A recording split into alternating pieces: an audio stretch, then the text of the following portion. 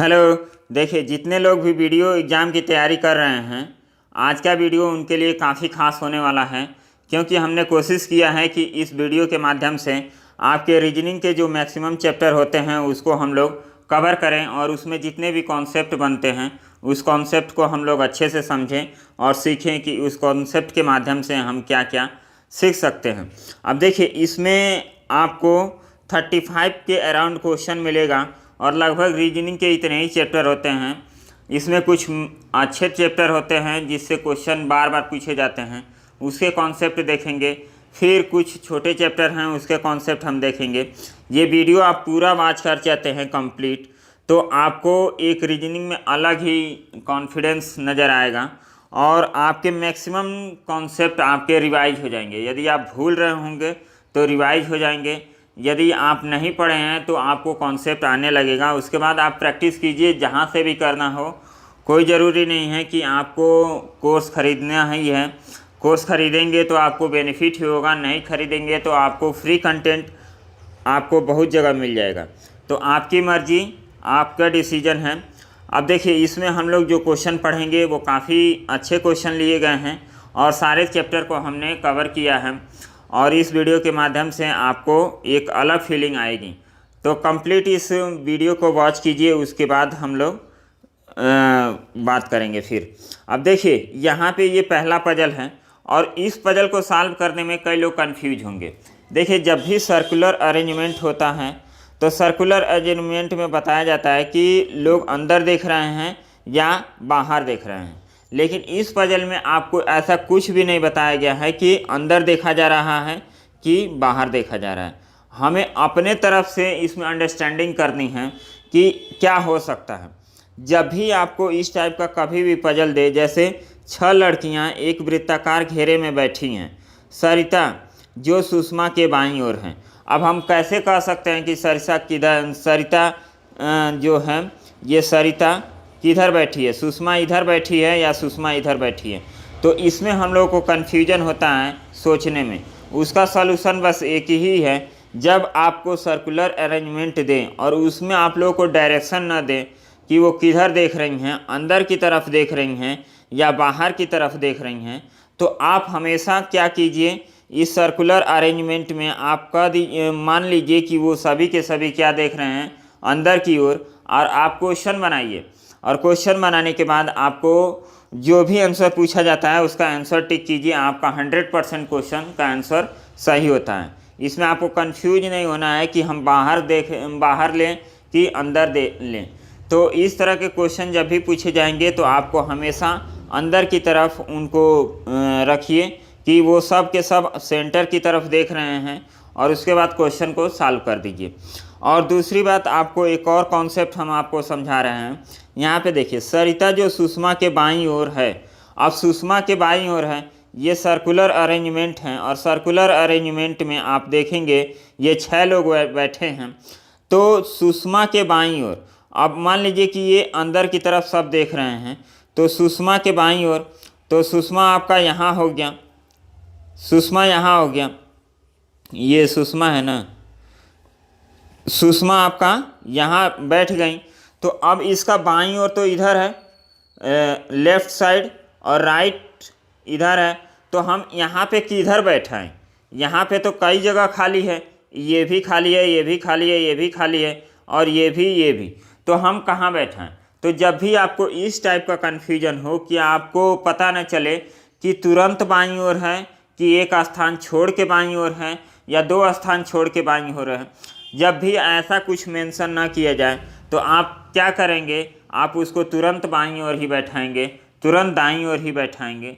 तो ऐसा करना है। इस क्वेश्चन के माध्यम से हमने 2 कॉन्सेप्ट सीखा कि यदि सिटिंग अरेंजमेंट में, सर्कुलर अरेंजमेंट में आपको कोई भी डायरेक्शन ना दिया हो तो हम क्या करेंगे, सबको मान लेंगे कि ये अंदर की तरफ देख रहे हैं और उससे हम क्वेश्चन को सॉल्व करेंगे। यदि बोला जाए कि कोई किसी के बाएं या दाएं हैं तो हम तुरंत उसको बैठाएंगे, जब तक आपको ये ना बोला जाए कि एक व्यक्ति दूसरे व्यक्ति के दूसरे स्थान पे बाएं हैं या तीसरे स्थान पे बाएं हैं, ऐसा आपको मेंशन ना किया जाए। तो देखिए, इस क्वेश्चन को हम लोग कैसे फिर से सॉल्व करते हैं। देखिए यहाँ पे इस क्वेश्चन को ये समझ गए तो आप क्वेश्चन को आसानी से सॉल्व कर सकते हैं। हम लोग सर्कुलर अरेंजमेंट बना लेते हैं, इसमें 6 लोग बैठा लेते हैं। यहाँ पे ये 6 लोग हो गए। अब देखिए इसमें डायरेक्शन दिया नहीं है तो हमने सबको क्या किया, अंदर की तरफ मान लिया कि ये सब क्या हैं, अंदर की तरफ देख रहे हैं। तो कोई भी यहाँ पे मान लीजिए ए कोई पर्सन बैठ रहा है तो इसका लेफ्ट कहाँ होगा, ये होगा, और इसका राइट कहाँ होगा, ये होगा। राइट का मतलब दायां और लेफ्ट का मतलब क्या होता है, बायां। तो हम लोग ऐसे इसको अरेंज करेंगे। अब देखिए क्वेश्चन हम लोग पढ़ते हैं। सरिता जो सुषमा के बाईं ओर है तथा सुधा के दाईं ओर है। तथा जब भी बोला जाए तो पहले वाले के बारे में बात की जाती है, और जब क्वेश्चन में आपको जो दिखे कि जो सुधा के दाईं ओर है तब किसके बारे में बात की जाएगी, सुषमा के बारे में बात की जाएगी। तो ये सब छोटी छोटी कॉन्सेप्ट हैं, इसको आप लोग नोट कर लीजिएगा ताकि आप लोगों के कॉन्सेप्ट अच्छे रहें और आपको दिक्कत ना हो। जब भी तथा और की बात की जाएगी तो पहले वाले के बारे में बात की जा रही है, और जो के बारे में बात की जाएगी तो ये दूसरे वाले के बारे में बात की जा रही है। तो चलिए अब सॉल्व करते हैं इस क्वेश्चन को। देखिए यहाँ पे जैसे जैसे बोला गया है वैसे वैसे हम लोग अरेंज करेंगे। सरिता जो सुषमा के बाईं ओर हैं, तो सुषमा यहाँ हो गई, ये हो गई सुषमा, और इनके बाईं ओर क्या है, सरिता। तो हमने बताया है कि जब भी आपको प्लेस न दें तो आप तुरंत बाएं और तुरंत दाएं बैठाइए। तथा सुधा के दाईं ओर, तो सुधा के दाईं ओर कौन, ये सरिता हैं। तो सुधा आपकी कहाँ हो जाएंगी, यहाँ हो जाएंगी सुधा। उसके बाद सरिता के सामने शिल्पी हैं। अब सरिता यहाँ है और इनके सामने कौन है, ये है, तो यहाँ पे कौन हो जाएगा, शिल्पी हो जाएंगी। अब देखिए यहाँ पे कौन हो जाएगा, शिल्पी हो जाएगी। अब उसके बाद क्या कहा गया है कि शिल्पी सरोज के बाईं ओर, शिल्पी जो है सरोज के बाईं ओर, तो सरोज कहाँ होगा, यहाँ होगा, सरोज हो गया। तभी तो ये बाईं ओर होगा, यहाँ अंदर की तरफ ये फेस कर रहे हैं तो इनका लेफ्ट कहाँ होगा, इधर होगा, और राइट कहाँ होगा, इधर होगा। अब उसके बाद देखिए शिल्पी सरोज के बाईं ओर तथा, फिर से तथा आया, मतलब शिल्पी के बारे में बात की जा रही है, शोभा के दाईं ओर। तो शोभा कहाँ हो गई, यहाँ हो गई शोभा के दाईं ओर। तो अब देखिए इतना हमने सीटिंग अरेंजमेंट बना लिया। अब बोला क्या गया है, यदि सरोज सरिता से, सरोज कहाँ है, सरोज यहाँ है, सरोज सरिता से, सरोज सरिता से, और इसको कलर हम चेंज कर लेते हैं ताकि आपको समझ में आए। सरोज सरिता से और शोभा सुषमा से अपना स्थान बदलती है, शोभा सुषमा से, यहाँ पे यही तो दिया है, शोभा, यहाँ देखिए शोभा सुषमा से अपना स्थान बदलती है। तो सुषमा ये है और शोभा ये है, तो ये भी अपना स्थान बदल देते हैं, तो ये इनसे इंटरचेंज हो जाते हैं। उसके बाद पूछा गया है कि बताइए सरिता के सामने कौन बैठेगा। तो सरिता के सामने कौन बैठेगा, तो सरिता आपके कहाँ आ जाएंगी, सरिता यहाँ से उठ के आपकी यहाँ चली जाएंगी सरोज के स्थान पे, क्योंकि सरोज और सरिता क्या है, आपस में स्थान चेंज किए हैं, और सुषमा और शोभा आपस में स्थान चेंज किए हैं। तो सरिता यहाँ से चली जाएंगी यहाँ, तो यहाँ इसके सामने कौन बैठेगा, शोभा बैठेगा, क्योंकि शोभा तो यहाँ आ गई हैं। तो इसका सही ऑप्शन क्या होगा, ऑप्शन नंबर ए हो जाएगा इसका राइट आंसर। तो देखिए ये सर्कुलर अरेंजमेंट था, और इसको यदि ध्यान से नहीं किया जाएगा तो ये क्वेश्चन गलत हो जाएगा। तो इसमें जो भी कॉन्सेप्ट आपने सीखा है तो इसको नोट कर लीजिएगा, और नोट करने के बाद आप फिर से आप अगले क्वेश्चन में अप्लाई कीजिएगा। नेक्स्ट क्वेश्चन हम लोग सॉल्व करते हैं। अब यहाँ पे देखिए ये भी सर्कुलर अरेंजमेंट है, 6 लोगों का अरेंजमेंट है। इसमें बोला है ABCDEF केंद्र की ओर मुँह करके एक वृत्ताकार घेरे में बैठे हैं। अब देखिए यहाँ पे तुरंत मेंशन कर दिया कि ये लोग क्या है, केंद्र की ओर मुँह करके बैठे हैं। लेकिन पहले वाले क्वेश्चन में क्या था कि उसमें मेंशन नहीं किया गया था कि वो केंद्र की तरफ देख रहे हैं या केंद्र से बाहर की तरफ देख रहे हैं। ऐसे कंडीशन में जब डायरेक्शन ना दे तो हमेशा आप केंद्र की ओर मुख करके बैठा दीजिए सबको, और अरेंजमेंट लगा दीजिए, आपका क्वेश्चन क्या होता है, सही हो जाता है। तो इसको हम लोग फिर से सॉल्व करते हैं। यहाँ पे देखिए अब इसको सॉल्व करते हैं। 6 लोग हैं, 6 लोगों का अरेंजमेंट हमने कर दिया, 1 2 3 4 5 6। तो यहाँ पे देखिए, उसके बाद हम लोग इसका अरेंजमेंट कराते हैं। अब सब लोग क्या हैं, अंदर की तरफ देख रहे हैं। डी ई जो है डी के बाईं ओर है। डी के बाईं ओर कौन है, ई है, तो ई का हमने डायरेक्शन यहाँ पे दे दिया। अब देखिए फिर सी जो है ए और बी के बीच में है। सी कहाँ है, ए और बी के बीच में है। और फिर एफ ई और ए के बीच में। अब चलिए ई और ए के बीच में है, ई और ए के बीच में, मतलब ई और ए के बीच में कौन है, एफ है। तो हम लोग का काफ़ी आसानी से सर्कुलर अरेंजमेंट हो गया। तो ये हम लोग का सीटिंग अरेंजमेंट हो गया। लेकिन इसमें देखिए खास बात क्या है कि इसी तरह आप रख देंगे तो ये गलत हो जाएगा, क्योंकि यहाँ बोला है कि डी के बाईं ओर कौन है, ई है। तो सबसे पहले यहाँ पे डी बनाइए, उसके बाद ई यहाँ बनाइए। अब ई के बाद क्या होगा, एफ होगा यहाँ, एफ के बाद क्या होगा, ए यहाँ होगा, ए के बाद सी यहाँ होगा, और सी के बाद बी यहाँ होगा।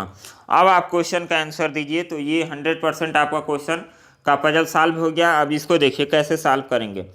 सी के ठीक दाईं ओर कौन है, सी के ठीक दाईं ओर, मतलब ये सब लोग अंदर की तरफ देख रहे हैं। तो अंदर की तरफ देखते हैं तो दायां इधर होता है और बायां इधर होता है। तो दाईं ओर कौन है, ए है। तो ऑप्शन नंबर सी आपका राइट आंसर हो जाएगा। अब बी के बाईं ओर कौन है, तो बी के बाईं ओर कौन है, डी है। तो ऑप्शन नंबर ए आपका राइट आंसर हो जाएगा। तो इस तरह पजल को करना है, और हमें उम्मीद है कि आपको ये दोनों पजल काफ़ी अच्छा लगा होगा और आप लोग सीखे होंगे कुछ ना कुछ। अब चलिए इसको हम लोग सॉल्व करते हैं। ये काफ़ी अच्छा क्वेश्चन है, इसमें आपको डायरेक्ट बताया नहीं है। आपको इसमें इसको पढ़ने के बाद आपको पजल ये सॉल्व नहीं होगा। इसमें क्वेश्चन में आपको कुछ कंडीशन दिया जाएगा और इस कंडीशन के माध्यम से आपको क्वेश्चन को राइट करना है। तो आइए हम देखते हैं इस क्वेश्चन का क्या तरीका है सॉल्व करने का।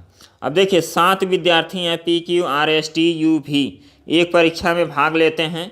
कोई भी 2 विद्यार्थी समान अंक नहीं प्राप्त करता है, मतलब इक्वल अंक, इक्वल मार्क्स किसी के नहीं हैं, सबका कुछ ना कुछ अंतर जरूर है।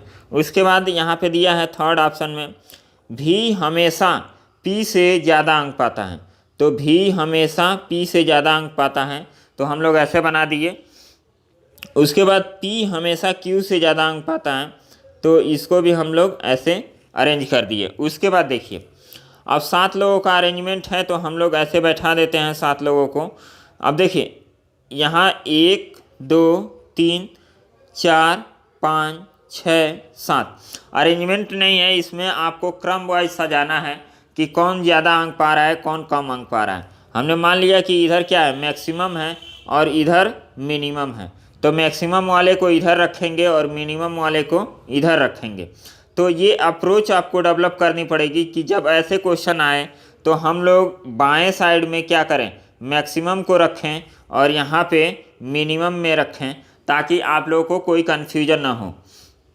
आप इसको ऐसे भी अरेंज कर सकते हैं कि जो सबसे ऊपर होगा वो सबसे ज़्यादा अंक पाएगा, और जो सबसे कम नीचे होगा वो क्या, सबसे कम अंक पाएगा। तो आप लोग जैसे अरेंज करना चाहते हैं ऐसे अरेंज कर लीजिए। हमको इस तरह अरेंज करने में काफ़ी अच्छा होता है, काफ़ी कंफर्टेबल रहता है। इसको हम लोग मैक्सिमम मान लेते हैं, इसको हम मिनिमम मान लेते हैं। अब देखिए क्या कहा गया है, हमेशा आर सबसे ज़्यादा अंक पाता है तो टी सबसे कम अंक पाता है। एक कंडीशन दिया है कि आर यदि यहाँ रहेगा मैक्सिमम पे तो टी कहाँ रहेगा, यहाँ रहेगा।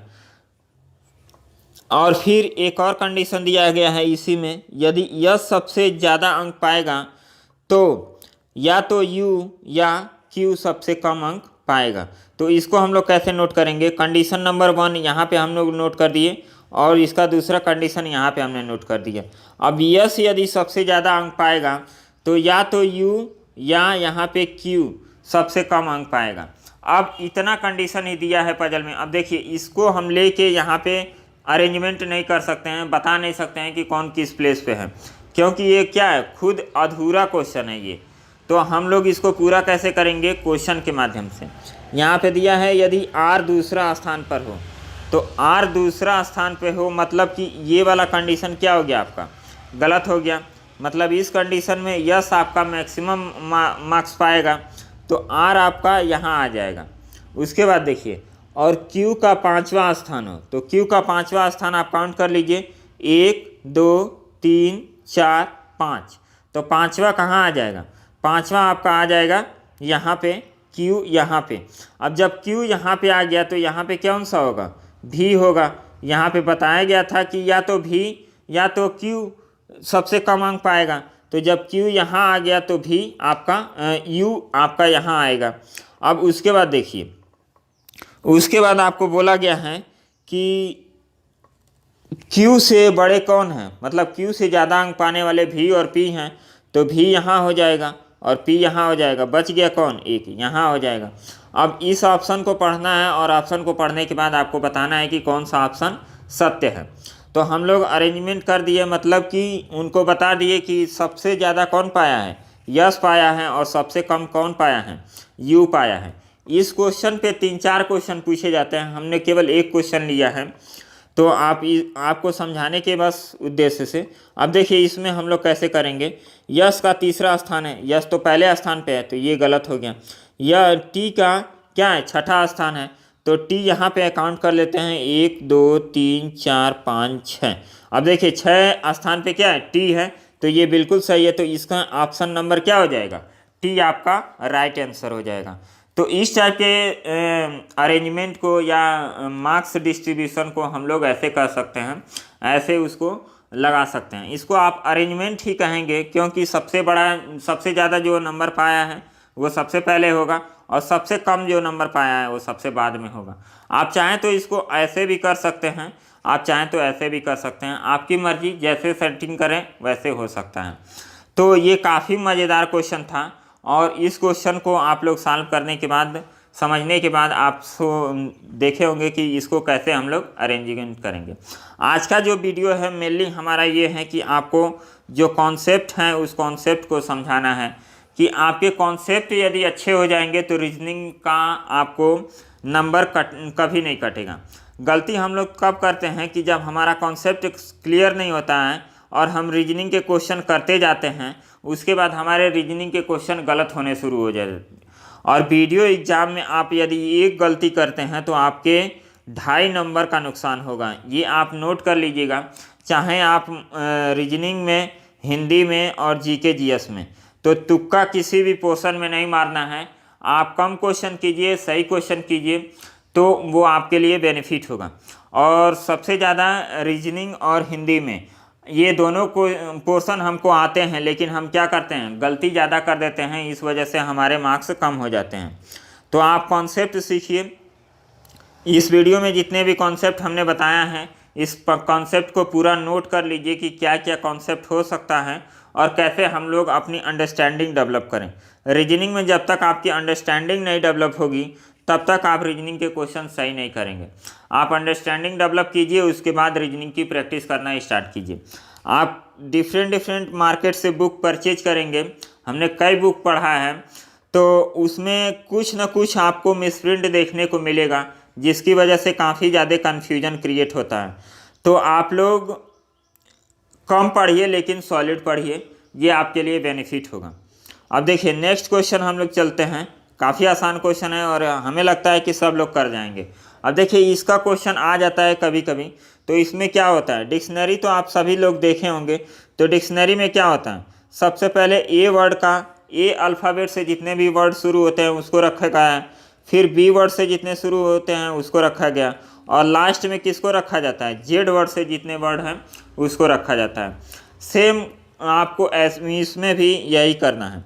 इसमें बोला गया है नीचे दिए गए शब्दों को शब्दकोश के अनुसार व्यवस्थित कीजिए।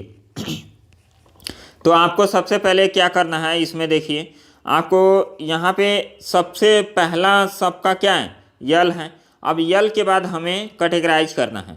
अब यल से यहाँ पे देखेंगे तो यल के बाद ए है और ए के बाद आई है। अब देखिए यल से तो हमारा कुछ नहीं निकलेगा, ए के बाद आई है, आई के बाद फिर यू है। तो अब देखिए ये पहले स्थान पे आएगा, ये दूसरे स्थान पे आएगा, ये तीसरे स्थान पे आएगा। लेकिन ए इसमें क्या है, एक पहला स्थान भी, पहला भी है और दूसरा भी है। तो और आई भी क्या है, आई के भी दो हैं। तो इसको हम लोग कैसे सेटिंग करेंगे, अब इसको समझिए। यू वाला तो आपको, यू वाले जितने भी वर्ड हैं यल यू, ये तो सबसे लास्ट में ही आएंगे। तो पहला ऑप्शन तो आपका गलत हो गया। अब आपको क्या करना है, पहला ऑप्शन गलत हो गया, बचे आपके चार ऑप्शन। चार ऑप्शन में पहला और पांचवा में कौन पहले होगा, इसको हम लोग समझते हैं। अब देखिए ए के बाद यन है, यन तक तो सेम मैचिंग कर रहा है, और यन के बाद यहाँ पे जी है और यहाँ पे डी है। तो पहले जी आता है कि डी आता है, पहले डी आता है। तो पहले किसका हो जाएगा, पहले हो जाएगा आपका 5 नंबर, 5 नंबर के बाद आपका हो जाएगा 1 नंबर। तो देखिए आपका ये क्वेश्चन ऑप्शन कट गया, ये ऑप्शन कट गया, ये ऑप्शन आपका क्या हो गया, राइट आंसर हो गया। तो इस तरह हम लोग वर्ड को अरेंज करते हैं। तो अब देखिए हम लोग केवल 2 को अरेंज किया, हमारा क्वेश्चन सही हो गया। तो इस तरह आप क्वेश्चन का क्या कर सकते हैं, एलिमिनेशन मेथड से आप क्वेश्चन को सॉल्व कर सकते हैं। ये काफ़ी अच्छा अप्रोच होता है, आप लोग धीरे धीरे सीख जाएंगे। हम सिखा भी देंगे कि एलिमिनेशन मेथड को कैसे अप्लाई करते हैं, ताकि हम सही क्वेश्चन पे जल्दी पहुंच सकें। चलिए नेक्स्ट क्वेश्चन को हम लोग देखते हैं। अब ये काफ़ी अच्छा क्वेश्चन है, इसको देखिए। एसबीआई पीओ का ये क्वेश्चन है। एसबीआई पीओ में सबसे हार्ड रीजनिंग पूछी जाती है, ये आप जानते ही हैं। कैट लेवल की रीजनिंग पूछी जाती है। तो उसको हम लोग कैसे सॉल्व करेंगे, इसमें बोला गया है यदि निम्नलिखित वर्णमाला के द्वितीय अर्धांश, अर्धांश का मतलब क्या होता है, आप सभी जानते हैं कि अल्फ़ाबेट में 26 नंबर होते हैं, और इसको डिवाइड किया जाए तो 13 1 होगा, 13 में हम इसको डिवाइड कर सकते हैं। तो ए से लेके यम तक के प्रथम अर्धांश कहते हैं, प्रथम अर्धांश मतलब फर्स्ट हाफ, और दूसरे को कहते हैं यम से लेके जेड तक को, ये सेकेंड हाफ इसको बोलते हैं। यहाँ लिखा है ए से जेड तक आपके 26 लेटर लिखे गए हैं। तो इसमें आप देखिए ए से यम तक क्या है, फर्स्ट हाफ है, और यम से लेके जेड तक ये सेकेंड हाफ है।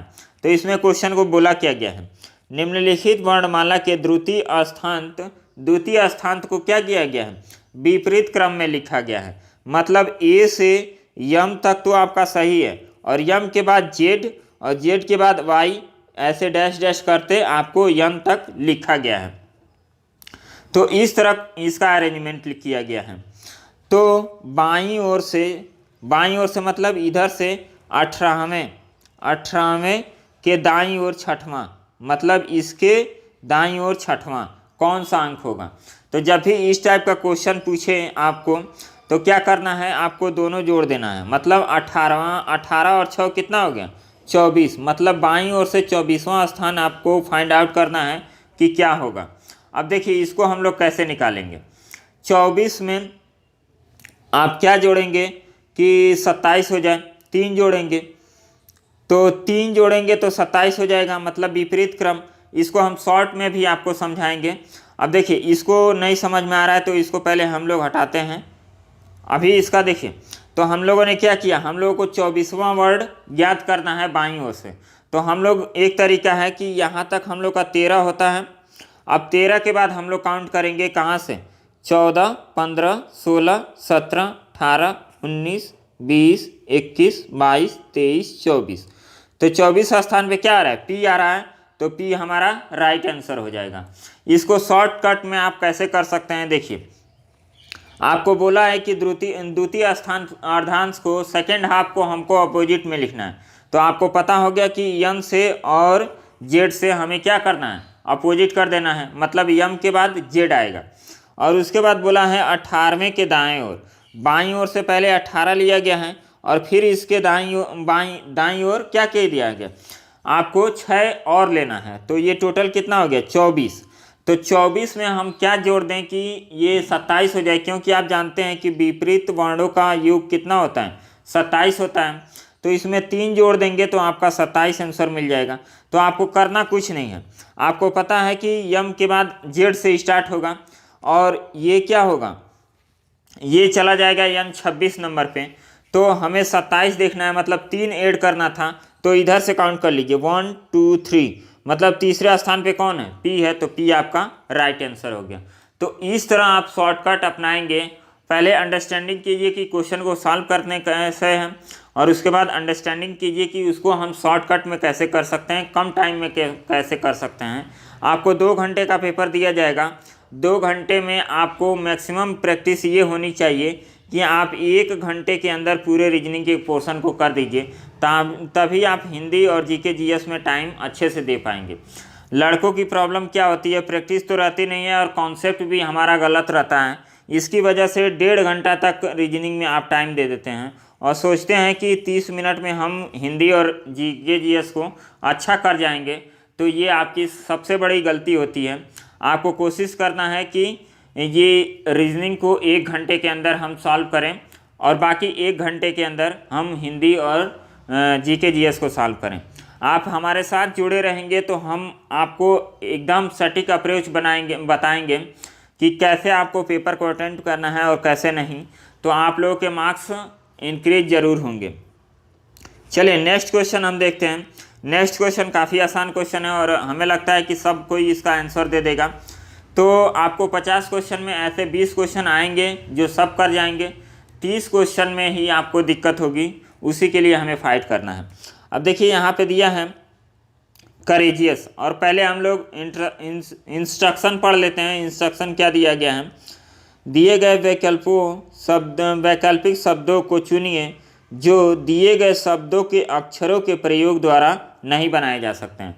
मतलब इसका क्या हुआ, ये करेजियस लिखा गया है, करेजियस में जितने भी अल्फ़ाबेट यूज किए गए हैं, क्या उस अल्फ़ाबेट से कौन सा ऐसा 4 ऑप्शन में से एक ऑप्शन है जो नहीं बनाया जा सकता है। तो हम लोगों ने पढ़ लिया कि करेजियस इसका क्या है, वर्ड है। तो हम लोग एलिमिनेट करते हैं कि कौन नहीं हो सकता है। अब यहाँ पे देखिए SECURE, तो ये पहला ही ऑप्शन हो गया। यहाँ पे देखिए इसमें केवल एक ही यू का यूज किया गया है और इसमें क्या किया गया है, 2 यू का यूज किया गया है, तो मतलब ये तो बनाया नहीं जा सकता है। तो इसमें पहला ही ऑप्शन आपका राइट हो गया। अब यहाँ पे इसको देखिए ARGUE, तो AR फिर GU और E बनाया जा सकता है। इस तरह दोनों को चेक करेंगे तो ये भी बनाया जा सकता है। तो इसमें पहला ऑप्शन क्या हो जाएगा, आपका राइट आंसर हो जाएगा। क्योंकि इसमें 2 बार E को यूज किया गया है और करेजियस में केवल 1 बार E आया है, इसलिए क्या होगा, ये वर्ड नहीं हम बना पाएंगे। अब इसमें सेकंड क्वेश्चन का आप आंसर आप कमेंट करके बताइएगा कि इसका आंसर क्या होगा। स्पेसिफिकेशन का जो वर्ड दिया गया है, इससे कौन ऑप्शन नहीं बनाए जा सकते हैं, इसको आप कमेंट करके ज़रूर बताइएगा। चलिए नेक्स्ट क्वेश्चन पे हम लोग चलते हैं। अब देखिए ये होता है कि इसको क्रम वाइज सजाना होता है। जैसे डिक्शनरी में हम लोग सजाए हैं अल्फ़ाबेट को, वैसे एक स्टेटमेंट होता है, उसको हम लोगों को सजाना है। अब देखिए इसमें करना क्या है कि आपको चारों पांचों ऑप्शन को पढ़ना है और उसके बाद उसको अरेंज करना है कि कौन पहले हो सकता है, कौन बाद में हो सकता है। अब देखिए बुलाने का पत्र, आवेदन, विज्ञापन, भेंट वार्ता, नियुक्ति। तो आपको इसमें देखिए सबसे पहले आपका क्या आएगा, विज्ञापन आएगा। जब भी कोई वैकेंसी निकलती है तो उसके पहले क्या आता है, विज्ञापन आता है। विज्ञापन के बाद हम लोग आवेदन करते हैं, फॉर्म फिल करते हैं। तो सबसे पहले 3 आएगा और 3 के बाद 2 आएगा। अब देख लीजिए कहाँ है, तो ये भी ऑप्शन आपका डायरेक्ट मिल गया, बी ऑप्शन आपका राइट आंसर हो जाएगा।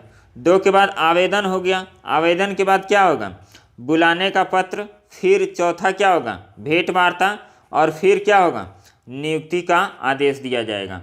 तो ये बी ऑप्शन आपका राइट हो गया। हम लोग केवल इसी से हम लोग पकड़ लिए, बाकी इसको भी आपको कमेंट करके बताना है, ये पहले वाला क्वेश्चन और ये कि। चलिए नेक्स्ट क्वेश्चन हम लोग पढ़ते हैं। ये काफ़ी ज़्यादा इम्पोर्टेंट है और इसमें मैक्सिमम स्टूडेंट अपना टाइम बर्बाद करते हैं, जबकि क्वेश्चन में कुछ नहीं है। आप लोग टाइम ख़राब करते हैं, और कैसे ख़राब करते हैं इसको भी हम आपको बताते हैं। देखिए इसमें लड़के करते क्या हैं, इसमें दिया गया है प्रत्येक संख्या के बीच वाले अंक में 1 जोड़ा जाए। मतलब ये नंबर दिए गए हैं और इस नंबर में मतलब पहले में 4 दिया गया है, 1 दिया गया है, दूसरे में 3, 2 और 5, ये बीच वाले नंबर हैं। तो इसमें आपको 1 जोड़ना है। तो 1 जोड़ेंगे तो क्या हो जाएगा, ये 5 हो जाएगा, 2 हो जाएगा, 4 हो जाएगा, 3 हो जाएगा, 5 हो जाएगा, इस तरह होगा। और उसके बाद बोला गया है फिर पहले और दूसरे अंक के स्थान को परस्पर बदल दिया जाता है।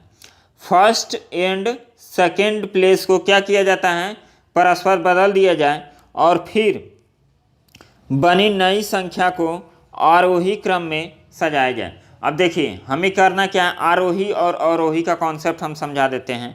आरोही का मतलब क्या होता है, आरोही और अवरोही। आरोही का मतलब होता है, देखिए आरोही क्या है, छोटा वर्ड में लिखा गया है तो इसका मतलब होता है छोटा नंबर पहले होता है, उसके बाद नंबर को हम क्या करते हैं, इंक्रीज करते जाते हैं। इसको हम लोग बोलते हैं कि असेंडिंग आर्डर इंग्लिश में। और अवरोही का मतलब होता है कि सबसे पहले बड़ा नंबर को लिखिए और बड़ा नंबर लिखने के बाद छोटे नंबर की तरफ जाइए, इसको हम लोग बोलते हैं डिसेंडिंग आर्डर।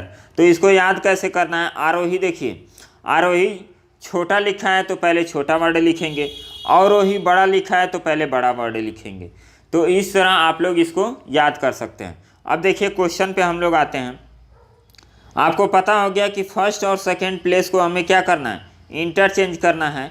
तो हमें इसमें कुछ नहीं करना है, आपको पहले 1 जोड़ के और फिर उसको चेंजिंग करके कुछ नहीं करना है। आपको पता हो गया कि मिडिल टर्म में 1 जोड़ना है और उसके बाद ये पहला स्थान जैसे 3, 4 और 7, तो इसमें 1 जोड़ेंगे तो ये क्या हो जाएगा 5, 3, 7। तो इसको लिखेंगे तो कैसे आ जाएगा, ये पहला स्थान है और ये दूसरा स्थान है, ये तीसरा स्थान है। तो इसको लिखेंगे तो 5, 3, 7। तो हमें सारे वर्ड को ऐसे बनाना है, तो ऐसे आपको बिल्कुल नहीं करना है, इसमें काफ़ी टाइम आपका चला जाएगा। हमें करना क्या है, हमें फर्स्ट लेटर देखना है। अब ये 4 है तो 4 में 1 जोड़ेंगे तो ये 5 होगा और 5 पहले आएगा, तो 5 को हम लोग लिख दिया। फिर हम 2 को छोड़ देते हैं। अब यहाँ पे 1 है, 1 में 1 जोड़ेंगे तो यहाँ 2 हो जाएगा। यहाँ 3 है, 3 में 1 जोड़ेंगे तो ये क्या होगा 4 होगा और 4 पहले स्थान पे आ जाएगा। ये क्या है 2 है, 2 में 1 जोड़ेंगे तो ये 3 हो जाएगा, पहले स्थान पे आ जाएगा। ये 5 है, 5 में हम 1 जोड़ेंगे तो ये 6 होगा और 6 पहले स्थान पे आ जाएगा। अब देखिए हमें सारे नंबर को अरेंज करने की कोई ज़रूरत नहीं पड़ी, हमने केवल इसी को अरेंज कर दिया और क्या किया, हम बता सकते हैं क्वेश्चन का आंसर। अब फिर कहा गया है कि इसको आरोही क्रम में लगाइए। अब ये भी नहीं करना है कि इसको आरोही क्रम में लगाने। तो देखिए इसको करना क्या है, तो कौन सी संख्या ऊपर से दूसरी होगी, कौन सी संख्या ऊपर से दूसरी मतलब कि सबसे छोटा, फिर उससे बड़ा, फिर उससे बड़ा, फिर उससे बड़ा। तो ऊपर से कहा गया है तो ऊपर से मतलब क्या है, यहाँ पे सबसे छोटा और लास्ट में क्या होगा सबसे बड़ा होगा। तो यहाँ पे देखिए सबसे छोटा ये है, इसके बाद क्या है ये है, तो मतलब 3 वाला वर्ड क्या है दूसरे स्थान पे होगा। तो 3 आया किससे, ये 8 to 4 से आया है, तो 8 to 4 कौन सा ऑप्शन है, डी ऑप्शन। तो डी ऑप्शन को हम लोग टिक करेंगे, आगे बढ़ेंगे। आपको सारे नंबर को अरेंज करने की कोई ज़रूरत नहीं पड़ी, ना ही सारे नंबर को इंटरचेंज करने की ज़रूरत पड़ी। तो ऐसे कॉन्सेप्ट आप सीखेंगे तो क्या होगा, ये टाइम आपका सेव करेगा। तो जब टाइम आपका बचेगा तो आप कठिन क्वेश्चनों पे आप लोग ज़्यादा टाइम दे सकते हैं। तो देखिए आप लोग ऐसे क्वेश्चन कर सकते हैं। जो हमारा 10 मॉक टेस्ट का PDF है, उस PDF में आप लोगों को एक PDF में 50 क्वेश्चन रीजनिंग के, 50 हिंदी के, 50 GK GS के, मतलब 1500 क्वेश्चन का प्रैक्टिस मिलेगा। 1500 क्वेश्चन यदि आप लोग लगा लेंगे तो आप लोगों के अंदर एक अलग से कॉन्फिडेंस आएगा। और जो एग्ज़ाम में फोबिया रहता है, डर रहता है, हमें क्वेश्चन को अप्रोच करना कैसे है ये नहीं आपको लोगों को समझ में आता है, तो ये सारी प्रॉब्लम आप लोगों को ही ख़त्म हो जाएगी। हम यदि आप लोग हमारा गाइडेंस फॉलो किए तो ऐसा भी नहीं है कि आप केवल उसको ले लीजिए और लेने के बाद हमारा पूरा कोई भी बात मान नहीं रहे हैं और अपने मन से किए जा रहे हैं और एग्ज़ाम देने बैठे क्वेश्चन नहीं बना तो आप कहेंगे कि सर तो आप तो बोले थे कि PDF लेने के बाद आपके कॉन्फिडेंस आ जाएंगे, क्वेश्चन सॉल्व करने का तरीका आपको पता चल जाएगा।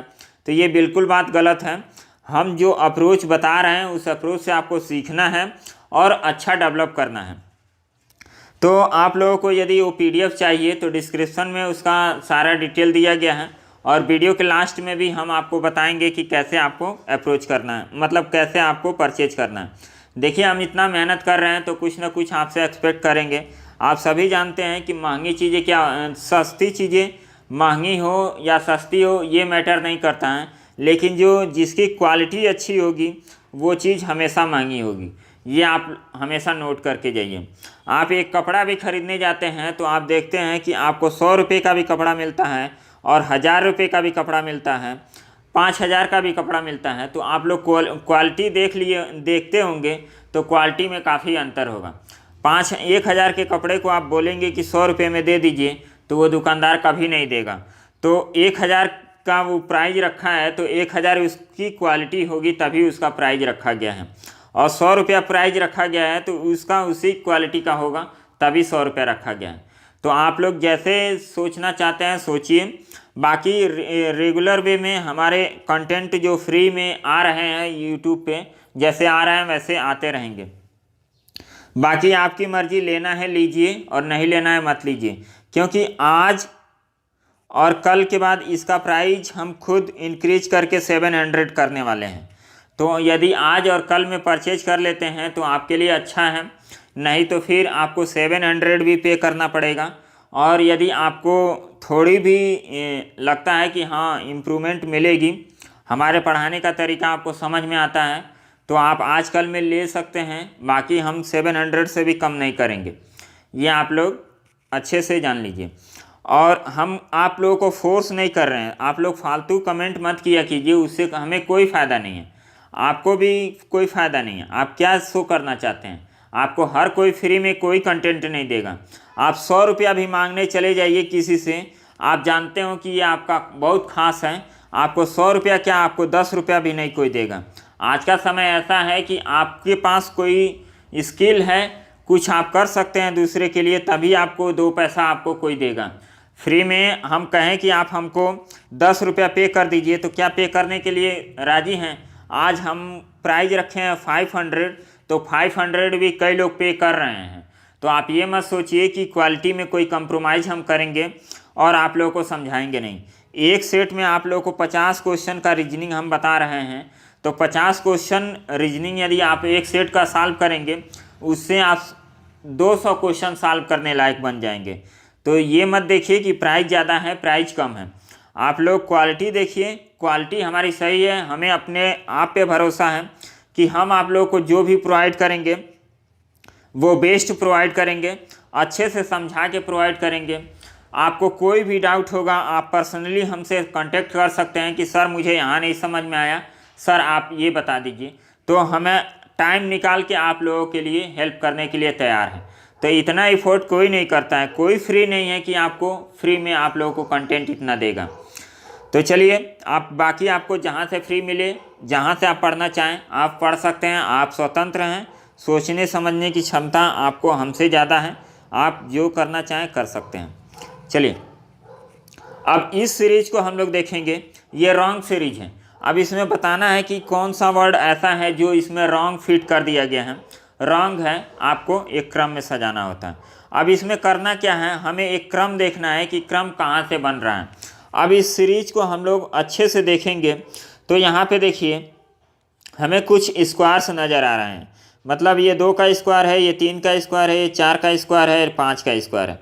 मतलब गैपिंग पे तो ये सही जा रहा है, मतलब गैपिंग पे ये स्क्वायर पे जा रहा है, मतलब 2 का स्क्वायर, 3 का स्क्वायर, 3 का क्यूब कर दिए, 3 का स्क्वायर, 4 का स्क्वायर, 5 का स्क्वायर। तो इस तरह तो जा रहा है, लेकिन ये 6 कैसे आया है?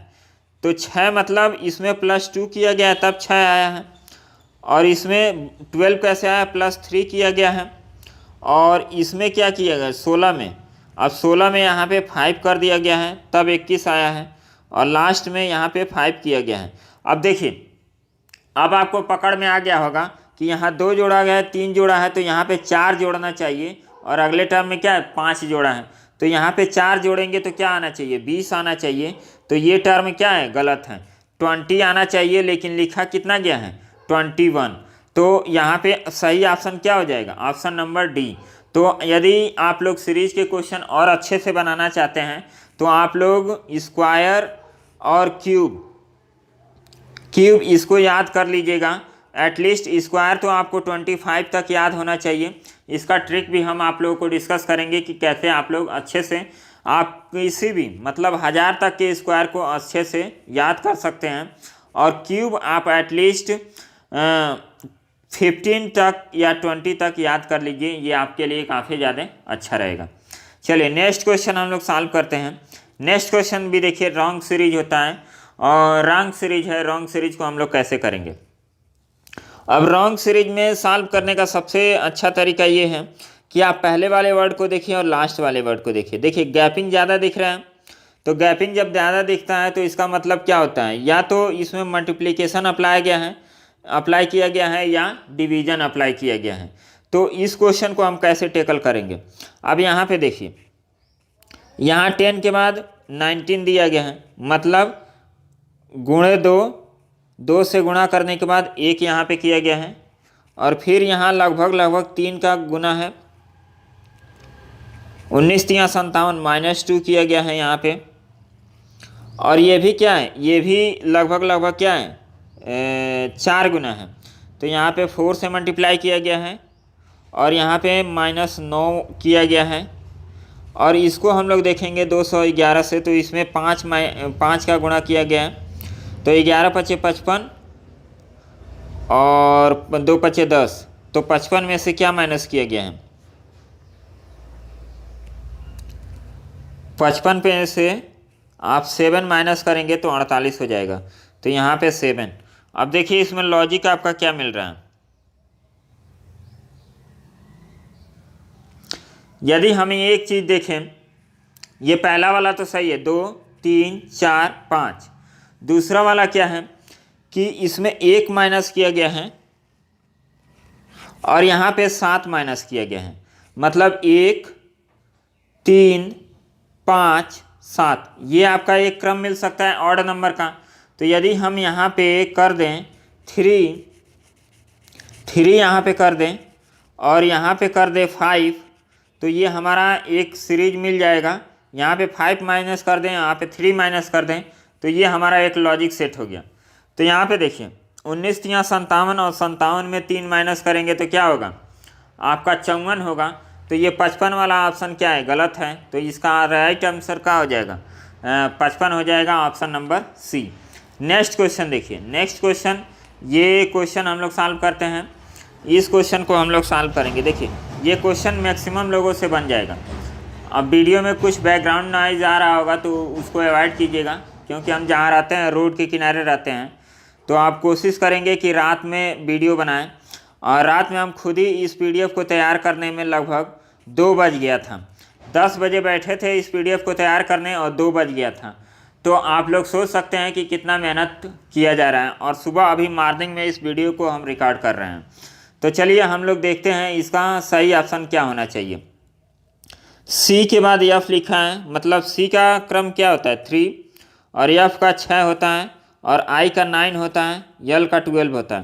तो इसमें 3 जोड़ा गया, इसमें 3 जोड़ा गया, इसमें 3 जोड़ा गया, और आगे भी 3 जोड़ा जाएगा। मतलब कि अगला वर्ड क्या शुरू होना चाहिए, O से शुरू होना चाहिए। मतलब पहला ऑप्शन तो आपका कट गया। अब दूसरा देखिए, ये 4 4 8 8 4 12 12 4 16 और 16 4 20, मतलब ये भी ऑप्शन कट गया। मतलब लास्ट वाला T होगा।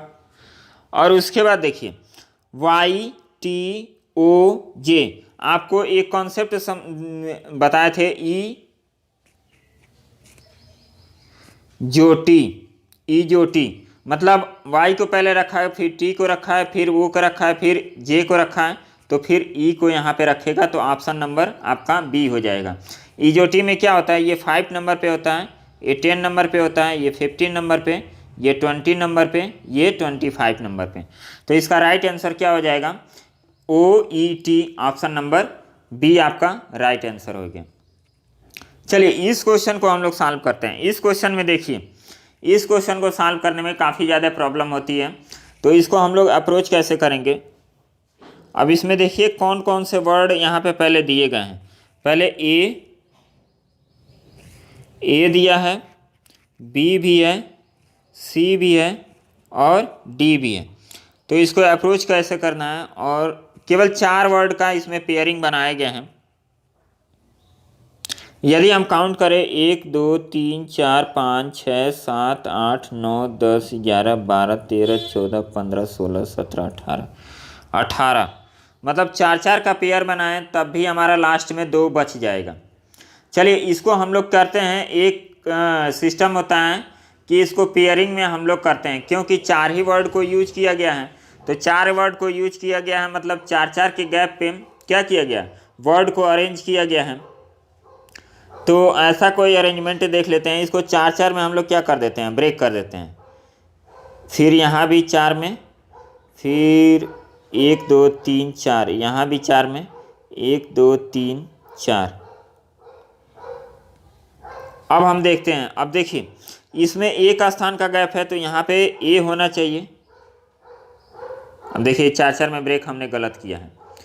यहाँ से होगा 4, पहला वाला हो जाएगा, यहाँ ब्रेक हो जाएगा, दूसरा वाला यहाँ होगा और तीसरा वाला यहाँ होगा और चौथा वाला यहाँ होगा, लास्ट में 2 बच जाएंगे। तो देखिए पहले वाले में क्या आना चाहिए, सी और बी है तो पहले वाले में ए और डी आना चाहिए और दूसरे वाले में ए आना चाहिए। मतलब तीसरे प्लेस पे कंफर्म है कि क्या होना चाहिए, ए होना चाहिए। कोई ऑप्शन है तो ये नहीं होगा, ये नहीं होगा। अब ये दोनों ऑप्शन हो सकते हैं, ए डी पहले स्थान पे हो सकते हैं, लेकिन कौन पहले होगा कौन बाद में, तो हम इसको एलिमिनेट नहीं कर सकते हैं कि आपका ए पहले होगा और बी बाद में।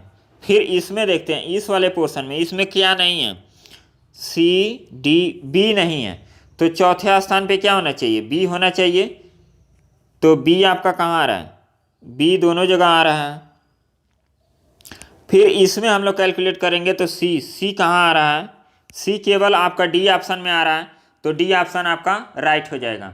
मतलब इसमें किया गया है कि आपको ए बी सी डी का क्रम लेके 4 वर्ड को क्या किया गया, अरेंज किया गया है और इस क्वेश्चन को ऐसे समझाया गया है।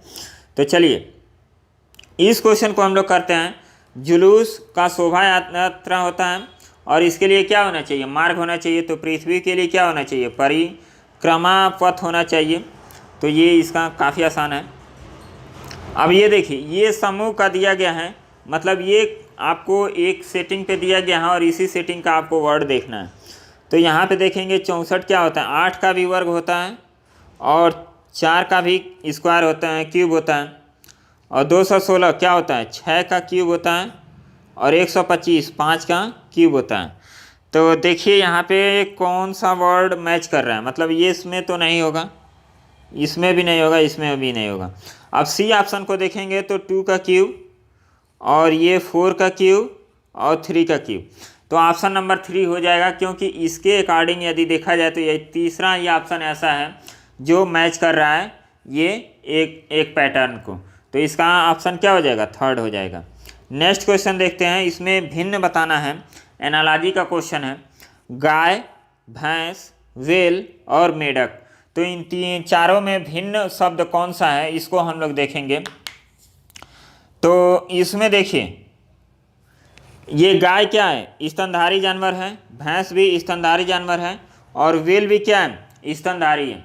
वेल सबसे बड़ा स्तनधारी शायद होता है, आप कमेंट करके बताइएगा कि वेल भी स्तनधारी। और मेढक को हम लोग क्या बोलते हैं, उभयचर बोलते हैं। तो इसका राइट आंसर क्या हो जाएगा, डी। क्यों, क्योंकि ये तीनों से भिन्न है। नेक्स्ट ऑप्शन देखिए, नेक्स्ट क्वेश्चन में आपको यहाँ पे बताना है कि कौन सा वर्ड आएगा। इसके पहले आपको ये 2 दिया गया है, इसका आप लोगों को सेटिंग करके देखना है कि इसमें क्या पैटर्न सेट हो रहा है और वही पैटर्न यहाँ पे भी आप लोग अप्लाई कर सकते हैं। तो यहाँ पे इस क्वेश्चन में हम लोगों को प्रैक्टिस काफ़ी ज़्यादा करनी होती है, तभी आपको पैटर्न समझ में आएगा। तो इस क्वेश्चन को आप लोग ध्यान से देखेंगे तो आप लोग देखिए 1 और 2 में 1 का अंतर है तो पहले पे 1 किया गया है। और 6 और 3 में कितने का अंतर है, 3 का, तो 3 लिखा गया। और 4 और 5 में अंतर कितने का है, 1 का है तो 1 रखा गया। मतलब ये पैटर्न पहले में फॉलो हो रहा है। दूसरे में भी देख लीजिए, इसमें अंतर 2 का है, इसमें अंतर 4 का है और इसमें अंतर 8 का है, मतलब डिफरेंस लिया गया है। तो 5 और 7 में अंतर कितना है, 2 का है। फिर 6 और 9 में अंतर कितने का है, मतलब 6 और 6 कह रहे हैं। 3 और 9 में अंतर कितने का है? 6 का, तो 6 यहाँ पे हो गया। इसका अंतर कितना है? 2, तो ये कौन सा होगा? ऑप्शन नंबर डी आपका राइट आंसर हो गया। नेक्स्ट क्वेश्चन, अब ये भी मिसिंग नंबर का है, यहाँ पे आपको बताना है कि क्या होना चाहिए।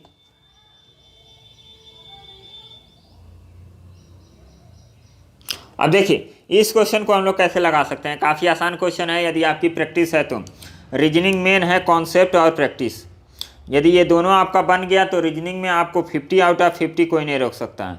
50 में से 50 ला सकते हैं। रीजनिंग ऐसा सब्जेक्ट है, तो आप प्रैक्टिस कीजिए जहाँ से भी आपको मटेरियल मिले। अब यहाँ हम इस वाले पोर्शन को देखेंगे तो यहाँ पे 20 कैसे आया? मतलब 4 का स्क्वायर 16 और 2 का स्क्वायर 4, इसको जोड़ेंगे तो आ जाएगा 16। और इसको देखेंगे तो 25, 5 का स्क्वायर और 4, 2 का स्क्वायर 29 हो गया। इसको हम लोग जोड़ेंगे तो 36, 6 का स्क्वायर और 3, 9, तो ये क्या हो गया? 45। अब ये 65 कैसे आया? 7 का स्क्वायर 49 हो गया। और यहाँ पे किसका स्क्वायर जोड़ा जाएगा? 65 होगा, तो इसमें 65 घटा दीजिए, तो ये क्या हो जाएगा? 16। 16 किसका स्क्वायर होता है? 4 का, तो 4 ऑप्शन आपका सही, ऑप्शन नंबर सी आपका राइट आंसर हो जाएगा। तो इस तरह प्रैक्टिस आपको करना है। नेक्स्ट क्वेश्चन देखिए, वेन डायग्राम का क्वेश्चन है। इस वीडियो में हमने कोशिश किया है कि मैक्सिमम चैप्टर के कॉन्सेप्ट आपको समझाया जाए, और इस वीडियो को देखने के बाद आपके मैक्सिमम डाउट आपके क्लियर होंगे। तो यहाँ पे देखिए इसको हम लोग कैसे सॉल्व करेंगे। दिया है अंग्रेजी अध्यापकों, लोकप्रिय अंग्रेजी अध्यापकों, अप्रिय अध्यापकों। तो इसका वेन डायग्राम, सटीक वेन डायग्राम क्या होना चाहिए? वेन डायग्राम हम लोग बनाते हैं। अंग्रेजी के टीचर ये हैं, इंग्लिश के टीचर हो गए, लोकप्रिय अंग्रेजी अध्यापक, मतलब इंग्लिश के जितने भी टीचर हैं उसमें कुछ ही लोग होंगे जो फेवरेट टीचर होंगे इंग्लिश के, तो ये हो गए। और अप्रिय अध्यापक, अप्रिय अध्यापक का मतलब क्या हो गया कि इसमें कुछ टीचर ऐसे हो जाएंगे कि जो लड़कों को पसंद नहीं होते हैं, तो ये अप्रिय अध्यापक हो जाएगा। तो इस टाइप का फिगर कहाँ बना है? ऑप्शन नंबर बी आपका राइट आंसर हो जाएगा। तो इस तरह हमें सोचना है और करना है वेन डायग्राम के क्वेश्चन को। वेन डायग्राम हमने आपको कंप्लीट कराया भी है कि कैसे अप्रोच करना चाहिए। चलिए नेक्स्ट क्वेश्चन देखते हैं। ये है सिलॉक्स का क्वेश्चन, काफ़ी अच्छा क्वेश्चन है। सबसे पहले इसमें बनाना है हमें सभी साबुन स्वच्छ हैं। सभी साबुन क्या हैं? स्वच्छ हैं, तो ये हो गया स्वच्छ। और सभी स्वच्छ क्या हैं? गीले हैं। सभी स्वच्छ गीले हैं। अब उसके बाद हमें क्या करना है? इसमें निष्कर्ष में देखना है कौन सही है कौन गलत है। कुछ स्वच्छ साबुन है, कुछ स्वच्छ साबुन है, कलर चेंज कर लेते हैं। कुछ स्वच्छ क्या है? साबुन है, तो यहाँ पे साबुन है, तो ये राइट आंसर हो गया। अब देखिए यहाँ पे कॉन्सेप्ट क्या है। जब भी आपको इस तरह का कोई भी सिलॉक्स बनता है तो उसमें हमारा जो मेन कॉन्सेप्ट होता है उसको समझ लीजिए। वो कॉन्सेप्ट होता है कि यदि हम बाहर से अंदर की तरफ जाते हैं तो इसमें केवल कुछ निकलता है, लेकिन अंदर से हम बाहर की तरफ आएंगे तो इसमें आपका सभी भी निकलता है, सब भी निकलेगा और कुछ भी निकलेगा। तो ये हमारा मेन कॉन्सेप्ट होता है सिलॉक्स का। तो यहाँ पे देखिए बोला गया है कि कुछ, अब इसको मिटा देते हैं, इसका काम तो ख़त्म हो गया। मतलब अंदर से बाहर की तरफ जाएंगे तो सभी, सब और कुछ दोनों निकलेगा, और बाहर से अंदर की तरफ जाएंगे तो केवल कुछ निकलेगा, सभी नहीं निकलेगा। तो कुछ साबुन क्या है? कुछ स्वच्छ साबुन है। तो देखिए स्वच्छ के अंदर साबुन है, तो ये हम जा रहे हैं बाहर से अंदर की तरफ, तो ये आपका राइट आंसर हो जाएगा। तो ये पहला सही हो गया। कोई साबुन स्वच्छ नहीं है। अब देखिए हमने एक कॉन्सेप्ट आप लोगों को सिखाया है, यदि कथन आप लोगों का पॉजिटिव स्टेटमेंट है तो नेगेटिव स्टेटमेंट कभी सही नहीं होता है। वो कब सही होता है? जब एक पॉजिटिव दे और एक नेगेटिव दे और दोनों ऑप्शन आपका गलत हो जाए, तो उस कंडीशन में आइदर आर का कॉन्सेप्ट हम लोग समझते हैं, आइदर आर का कॉन्सेप्ट लगता है। अब देखिए कुछ गीले साबुन है, कुछ गीले साबुन है। अब गीले से साबुन की तरफ जा रहा है, मतलब कुछ आपका ऑप्शन सही होगा, तो तीसरा भी सही होगा। कुछ सभी गीले साबुन है। अब देखिए यहाँ से केवल जब हम बाहर से अंदर की तरफ जाएंगे तो केवल कुछ होगा, सभी नहीं निकलता है। तो ये भी ऑप्शन क्या हो गया, गलत हो गया। तो पहला और तीसरा डी ऑप्शन आपका राइट हो गया। चलिए नेक्स्ट सिलेक्स का क्वेश्चन करते हैं, इसको भी समझिए। इसको हम लोग समझते हैं। कुछ कार क्या है, स्कूटर है। कुछ कार, ये हो गया स्कूटर।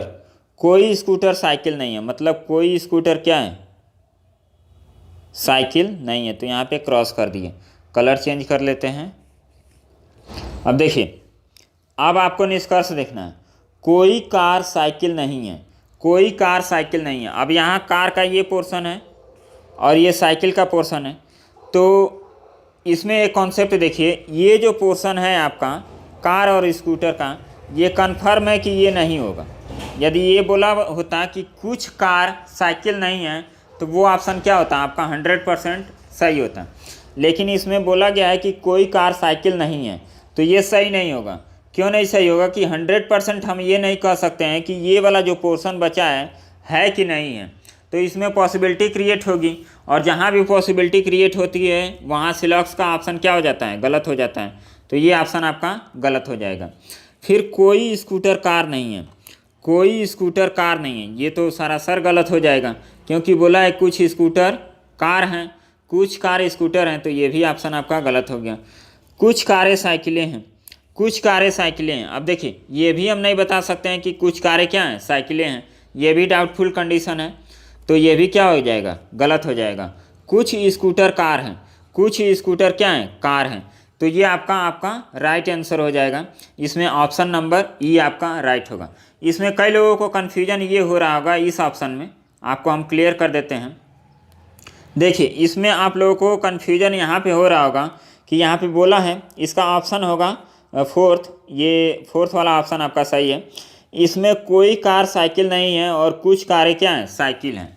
तो इसमें हमने बताया है कि जब दोनों स्टेटमेंट क्या हो, गलत हो जाएं, और एक निगेटिव दिया है और एक पॉजिटिव दिया है, तो उस कंडीशन में हम आइदर आर का कॉन्सेप्ट लगाते हैं। लेकिन यहाँ पे क्वेश्चन का लॉजिक आप समझिए कि क्वेश्चन में कहा क्या गया है, ये सही है कि कुछ कारें क्या हैं, कि कुछ कारें साइकिल नहीं हैं। अब इसी तरह का कोई स्टेटमेंट देता कि कुछ कारें साइकिल नहीं हैं, तब होता आइदर आर का कॉन्सेप्ट। लेकिन ये क्या कर रहा है, स्टेटमेंट ही बदल दे रहा है, स्टेटमेंट सेम नहीं है। हमने क्या कहा है कि स्टेटमेंट सेम होना चाहिए, एक नेगेटिव में है एक पॉजिटिव में है। यदि दोनों गलत हो जाते हैं तो उस कंडीशन में क्या होता है, आइदर आर का कॉन्सेप्ट होता है। एलिमेंट बस सेम होना चाहिए, बाकी स्टेटमेंट भी आपका सेम होना चाहिए। उसमें केवल नो और यस का होना चाहिए। एक पॉजिटिव कह रहा है उसी बात को और एक निगेटिव कह रहा है, तब हमारा आइदर आर का कॉन्सेप्ट लगता है। यहाँ पे देखिए, एलिमेंट तो सेम है, यहाँ भी कार और साइकिल है, यहाँ भी कार और साइकिल है, लेकिन यहाँ पे देखिए कुछ दिया है और यहाँ पे कोई दिया है। इस वजह से हमारा आइदर आर का कॉन्सेप्ट नहीं लगेगा। यहाँ पे यदि पहले ऑप्शन में बोला होता कि कुछ कार साइकिल नहीं है, तब हमारा क्या होता, आइदर आर का कॉन्सेप्ट लगता। ये स्टेटमेंट ही बदल दिया, इस वजह से क्या होता है, इसमें आइदर आर का कॉन्सेप्ट नहीं लगेगा। ऑप्शन नंबर क्या हो जाएगा, 4 आपका राइट आंसर हो जाएगा। अब देखिए, लगभग 1 घंटे का वीडियो हो गया। अब देखिए कितने देर का ये वीडियो बनता है। अब यहाँ पे कथन और कार्रवाई को हम लोग देखते हैं। एक सिग्नल मैन की सूझबूझ तथा तुरंत की गई कार्रवाई से एक बहुत बड़ी रेल दुर्घटना होने से बच गई। सिग्नल मैन क्या होते हैं, जो वो रेलवे ट्रैक पे जो इनका हाउस एक बना रहता है, झंडे उंडे दिखाते हैं, उन्हीं को कहते हैं। उसने 2 ट्रेनों को एक ही पटरी पर आते देखा, तुरंत एक रेलगाड़ी को दूसरी ओर मोड़ दिया और एक बड़ा हादसा होने से बच गया। इसमें ये कहा गया है। अब देखिए, इसके लिए कार्रवाई हम लोग क्या कर सकते हैं। स्वचालित सिग्नल में आधुनिक तकनीकी जिसमें अनेक कंप्यूटर के जाल हो को अपनाना चाहिए ताकि इस व्यवस्था में गड़बड़ी न हो। तो इसके लिए किया ही गया है कि कंप्यूटराइज किया जाए कि ताकि इस तरह का कोई भी इंसिडेंट हो तो उसको कंट्रोल किया जा सकता है। तो ये कार्रवाई किया जा सकता है। उस चैतन्य चौकन्ने सिग्नलमैन को पुरस्कार देना चाहिए ताकि अन्य कर्मचारी को प्रोत्साहित मिले। ये भी आप कर सकते हैं, मतलब रेलवे का जो ऑफिशियल हैं ये दोनों कर सकते हैं। तो ये भी आपका करना ज़रूरी है, क्योंकि वो सिग्नलमैन ने क्या किया होता, यदि वो चौकन्ना ना होता, यदि सूझबूझ से काम ना लिया होता तो काफ़ी ज़्यादा नुकसान हो जाता। तो ये तो अपनाना ही चाहिए पहला, और दूसरा भी क्या होना चाहिए, उसको पुरस्कार भी देना चाहिए। आप लोग एक वीडियो देखे होंगे जिसमें एक वो क्या था, सिग्नल मैन ही था, एक बच्चा रेलवे ट्रैक पे गिर गया था, तो और उधर से ट्रेन भी आ रही थी, तो उस सिग्नल मैन ने अपनी जान की परवाह किए बिना उस बच्चे की जान बचाई थी। और उसकी माँ शायद अंधी थी, इस वजह से क्या होता, उसका बच्चा रेलवे ट्रैक पे गिर जाता है और बाद में उस सिग्नल मैन को क्या किया जाता है, प्रोत्साहित किया जाता है। इस वजह से जो अदर सिग्नल मैन होंगे या कर्मचारी होंगे वो भी ज़्यादा मोटिवेट होंगे कि इस तरह के हादसे यदि वो बचा सकते हैं तो बचाएं। तो ऐसा नहीं है कि आप केवल सिस्टम को ही दुरुस्त कीजिए, जो उसमें कर्मचारी अच्छा काम कर रहे हैं उनको भी आपको प्रोत्साहित करना पड़ेगा, तभी आपका क्या होगा, सिस्टम सही होगा। चलिए, तो इसमें दोनों क्या हो जाएगा, दोनों आपका सत्य है। इसके लिए आता है, इसका जो ऑप्शन होता है इसमें बोला जाता है पहला सही है, दूसरा सही है, पहला या दूसरा सही है, या तो पहला सही है या तो दूसरा सही है, या दोनों सही है। तो इसमें ऑप्शन क्या हो जाएगा, इसमें दोनों कार्यवाही सही है। चलिए एक और क्वेश्चन देखते हैं इस क्वेश्चन को। इसमें कथन निष्कर्ष में देखना है, जब वर्षा होती है तो प्रायः यक्ष बाहर नहीं जाता है। जब बारिश होती है तो यक्ष क्या करता है, बाहर नहीं जाता है। अब देखिए, वर्षा नहीं हो रही है तो इसका मतलब कन्फर्म है कि क्या है, वर्षा नहीं हो रही है, एक्स को बाहर कुछ आवश्यक कार्य निपटाना है। अब देखिए इस ऑप्शन, इसको हम लोग कैसे टेकल करेंगे। जब वर्षा होती है, हमने गलत पढ़ा है, जब वर्षा होती है तो प्रायः यक्ष बाहर नहीं जाता है, यक्ष बाहर गया है, मतलब वो कार्रवाई कर दिया है कि कह रहा है कि यक्ष बाहर गया है, तो यक्ष बाहर गया है तो इसका मतलब क्या, वर्षा नहीं हो रही है, तो पहला ऑप्शन क्या हो जाएगा, आपका सही हो जाएगा। दूसरा में दिया है यक्ष को बाहर कुछ आवश्यक कार्य निपटाना होगा। अब देखिए आवश्यक कार्य है कि नहीं है ये तो कहा नहीं गया है कथन में, तो इसमें हमें कन्फ्यूजन है। तो आपको जब भी इस तरह का कथन निष्कर्ष या कोई भी इस तरह का लॉजिकल आए रीजनिंग, तो उसमें क्या करना है, आपको 100% पे कायम रखना है।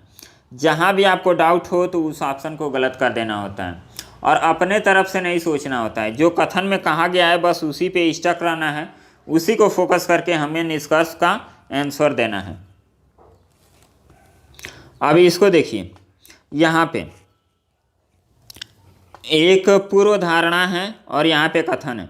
पूर्व धारणा का मतलब क्या, कोई स्कीम या कोई काम हम करना चाह रहे हैं, उसके पहले ही हम सोच लेते हैं कि उस काम में क्या होगा, ये परिणाम हो सकता है। तो देखिए यहाँ पे क्या किया गया है, सरकार ने सभी नागरिकों से ईमानदारी से आयकर अदा करने और आमदनी का सच्चा स्तर बताने वाली विवरणतियाँ भरने की अपील की है, ताकि सरकार को विकासात्मक गतिविधियाँ चलाने में मदद मिल सके। अब देखिए सरकार ने एक फरमान जारी किया। फरमान क्या कि उसने बोला है कि लोग ईमानदारी से अपना क्या इनकम टैक्स भरें, जिसकी वजह से जो प्रोग्रेस हो रहा है उसको हम लोग और अच्छे से कर सकें। अब इसमें दिया गया है कि अपील के प्रतिक्रिया स्वरूप लोग अधिक कर देना आरंभ कर सकते हैं। अब फिर सेकंड पढ़िए, निकट भविष्य में आयकर की कुल वसूली काफ़ी ज़्यादा वृद्धि हो सकती है। अब देखिए ये तो कहने वाली बात है, सरकार का कोई भी नियम जब तक फोर्सफुली उसको अप्लाई नहीं किया जाता है, फोर्सफुली भी अप्लाई करेंगे तो कई जगह खामियां निकल जाती हैं। आप देख ही रहे होंगे कि कितना इनकम टैक्स की चोरी होती है, इतना पनिशमेंट देने के बाद भी इनकम टैक्स की चोरी हो जाती है। तो केवल सरकार कह दे कि आप लोग टैक्स भरिए तो ऐसे तो कोई सुनेगा नहीं। जैसे आपको संविधान में एक डायरेक्टिव प्रिंसिपल समझाया गया है कि राज्य क्या क्या दायित्व है, उस दायित्व को फॉलो करना चाहिए। आपको बताना है कमेंट करके कि डायरेक्टिव प्रिंसिपल ऑफ स्टेट में आर्टिकल कौन से मतलब कहाँ से स्टार्ट है और कहाँ तक है, तो आपको इसमें बताना है। इसमें आपको काफ़ी चीज़ बताया गया है कि गौ हत्या नहीं करनी चाहिए, सरकारी संपत्तियों की रक्षा करनी चाहिए। तो इस तरह के काफ़ी ज़्यादा चीज़ बताए गए हैं, लेकिन उसको फॉलो कौन करता है? ये बहुत कम लोग करते हैं। इसमें क्या है, फोर्सफुली वो स्टेट इसको अप्लाई भी नहीं कर सकता है। जैसे मौलिक अधिकार जो है, इसको हम लोग क्या करते हैं, यदि मौलिक अधिकारों का हनन होता है तो व्यक्ति डायरेक्ट सुप्रीम कोर्ट में जा सकता है या अपने स्टेट के हाई कोर्ट में जा सकता है। तो यदि स्टेट के हाई कोर्ट में जाना हो तो 226 आर्टिकल में शायद ये मेंशन है। आप लोग कमेंट करके बताइएगा कि ये सही है कि गलत है। और 32 आर्टिकल क्या कहता है कि इसके तहत आप कोई भी आपका मौलिक अधिकार का हनन होता है तो आप आर्टिकल 32 के तहत आप सुप्रीम कोर्ट जा सकते हैं और इसके तहत हाई कोर्ट जा सकते हैं। और इसको आर्टिकल 32 को डॉक्टर भीमराव अंबेडकर ने संविधान की आत्मा कहा है, क्योंकि इसकी वजह से काफ़ी ज़्यादा चीज़ें क्या होती हैं, जो भी फंडामेंटल राइट है लोगों का वो हम लोग सुरक्षित कर पाते हैं। नहीं तो क्या होता है, सरकार निरंकुश हो जाती, सरकार अपनी मनमानी करती और हम लोग कोर्ट में जाते तो वहाँ भी लतियाए जाते। तो ऐसा नहीं होता है। ये आर्टिकल आप 32 क्या देता है, आम नागरिकों को अधिकार देता है कि आप आपके खिलाफ जो भी आपके अधिकारों का हनन किया जा रहा है आप डायरेक्ट चले जा सकते हैं सुप्रीम कोर्ट या हाई कोर्ट। और आपको इसमें 5 कॉन्सेप्ट दिया गया है, इसके तहत 5 कॉन्सेप्ट आपको दिया गया है। तो 5 कॉन्सेप्ट आप लोगों को पता होगा तो आप कमेंट करके ज़रूर बताइएगा। अब चलिए क्वेश्चन पे आते हैं। तो ये सरकार ने फरमान जारी कर दिया कि ये करना चाहिए, तो अब सरकार ये एक्सपेक्ट नहीं करेगा कि उसे निकट भविष्य में कर की वसूली क्या होगी, बढ़ने लगेगी। यहाँ लोग कर की वसूली तो छोड़िए, यहाँ पनिशमेंट देने के बाद भी कर टैक्स की चोरी होती है। तो ये ऑप्शन आपका गलत हो जाएगा, ये भी ऑप्शन आपका गलत हो जाएगा। तो यहाँ पे जब तक फोर्सफुली कोई काम नहीं किया जाएगा, केवल अपील मात्र से क्या होगा, ये पॉसिबल नहीं होने वाला है। तो चलिए नेक्स्ट हम लोग देखते हैं। नेक्स्ट एक पजल है और इस पजल को सॉल्व करते हैं। अब ये कंटेंट आप लोग देख रहे होंगे तो आप लोगों को समझ में आ रहा होगा कि इसमें कितना एफर्ट किया गया है और ये फ्री में हम कंटेंट प्रोवाइड कर रहे हैं। तो इसका देखिएगा, 1000 व्यूज भी चला जाए, 1000 कह रहे हैं कि 500 व्यूज भी चला जाए वो बहुत है। तो आप लोग तो सारा वेस्ट हमारा कर दिए मेहनत, क्योंकि इससे तो हमको कुछ प्रॉफिट हुआ नहीं। तो आप लोग खुद सोचिए कि आप लोग यदि हमारे स्थान पे होते तो क्या करते। तो हमारा इतना बड़ा चैनल नहीं है कि चैनल से हमें बहुत अच्छी खासी ग्रोथ होती है, बहुत अच्छा खासा पेमेंट हमको मिलता है। अभी कॉमेडी वीडियो को देखिए मिलियंस में व्यूज आते हैं और हमारे वीडियो को व्यू देखिए 100 200 मैक्सिमम 1000 तक व्यूज गए हैं। तो आप इसके चक्कर में ना रहिए कि आपको कंटेंट गलत मिलेगा। आप लोग 500 को मत देखिए, ये 500 आपकी लाइफ बदल सकता है यदि आप अपना लाइफ चेंज करना चाहते हैं। आप सोचिए कि आपका 5 नंबर से सिलेक्शन, 5 नंबर भी आपका रीजनिंग में इंक्रीज हो गया या हिंदी में जीके जीएस में, तो और इससे आपका सिलेक्शन हो गया, तो ये 500 मैटर नहीं करता है। आप हमें मिलेंगे तो कहेंगे सर आप बोलिए कितना और चाहिए, तो आप देने के लिए तैयार हैं। तो ऐसा मत सोचिए कि हम आप लोगों से फालतू पैसा ले रहे हैं। ये हम अपना इतना एफर्ट पुट कर रहे हैं, इसमें इतना एफर्ट कर रहे हैं ताकि आप लोगों को बेस्ट से बेस्ट मटेरियल प्रोवाइड हो। तो आप लोग खुद सोचिए हमारे स्थान पे आके, तो आप लोगों को समझ में आएगा। 2 बजे रात तक इसका PDF हमने तैयार किया है, फिर 6 बजे जग के इसको हमने रिकॉर्डिंग स्टार्ट किया है। अभी तक ये रिकॉर्ड ही हो रहा है और देखिए कितने, लगभग 1 घंटा से ज़्यादा इसका रिकॉर्डिंग अभी चालू है। अभी भी इसमें बहुत सारे क्वेश्चन हैं, उसको डिस्कस करना बाकी है। ये कंप्लीट वीडियो है, तो ये कंप्लीट वीडियो आप लोगों को बताया जाएगा। और एक चीज़ और आप लोगों को बता देते हैं, आज और कल यदि आप परचेज कर लेते हैं ये 10 मॉक टेस्ट, तो आप लोगों को 500 ही देना पड़ेगा। यदि आप कल के बाद यदि परचेज करेंगे, क्योंकि फर्स्ट मॉक टेस्ट हमारा 11 तारीख को शाम को सबको PDF मिल जाएगा, तो आपको 700 देना पड़ेगा। और फिर मत कहिएगा कि सर जी 500 रुपया में हमको दे दीजिए, तो इसके लिए फिर हम कुछ नहीं कर पाएंगे। आपको जहाँ से फ्री मिलता है तो आप फ्री कंटेंट यूज कीजिए और अच्छे से पढ़ाई कीजिए। चलिए इसको हम लोग सॉल्व करते हैं। MTJRDWQ 7 मित्र 3 कार ABC से यात्रा करते हैं। कार में कम से कम 2 व्यक्ति हैं और उनमें 3 महिलाएं हैं। जो प्रत्येक कार में एक एक हैं। अब देखिए इस क्वेश्चन को हमें अप्रोच कैसे करना है। अब देखिए 3 कारें हैं, तो हमें जब भी इस टाइप का पजल दें तो हमें करना क्या है, ए, बी और सी, 3 कारें हमने बना लिया और तीनों में क्या है, एक एक महिलाएं हैं। तो महिलाएं का सिंबल हम क्या करते हैं, सर्किल करते हैं, तो इसको हम लोग सर्किल कर देंगे बाद में। अब हम लोग कंडीशन पढ़ते हैं, टी केवल अपनी प्रिय मित्र क्यू के साथ बी में यात्रा करती है। मतलब टी क्या हो गई, फीमेल हो गई, करती है, कौन करती है, टी करती है, और परम मित्र इसका कौन है, ये क्यू है, तो क्यू क्या होगा, मेल होगा। क्यों, क्योंकि आपको बताया गया है कि 3 ही औरतें हैं और तीनों अलग अलग कारों में बैठी हैं, एक यहाँ बैठ गई और एक यहाँ, तो एक पहले से बैठ गई यहाँ, तो ये क्या होगा, मेल होगा। अब आगे कंडीशन पढ़ते हैं, यम कार ए में यात्रा करता है, यम कार ए में यात्रा करता है, डी डब्ल्यू कार सी में यात्रा नहीं करते। अब देखिए यहाँ पे सी यात्रा नहीं करती है, डी और डब्ल्यू सी में यात्रा नहीं करते हैं, यहाँ पे केवल 2 ही लोग यात्रा करेंगे, तो ये कहाँ जाएंगे, यहाँ 2 लोग यात्रा करेंगे, तो डी और डब्ल्यू आपके यहाँ आ जाएंगे, बाकी जो बच गए आपके यहाँ आ जाएंगे। जे महिला नहीं है, तो जे आपका यहाँ होगा, जे महिला नहीं है तो जे क्या होगा, जेंट्स होगा, और डब्ल्यू महिला है तो डब्ल्यू यहाँ हो गया। एक कौन बच गया, यम, टी भी हो गया, जे भी हो गया, आर भी हो गया, आर आपका यहाँ हो जाएगा, तो आर क्या होगा, लेडीज़ होगा। तो यहाँ पे देखिए हम लोग कितने आसानी से इस पजल को सॉल्व कर दिए।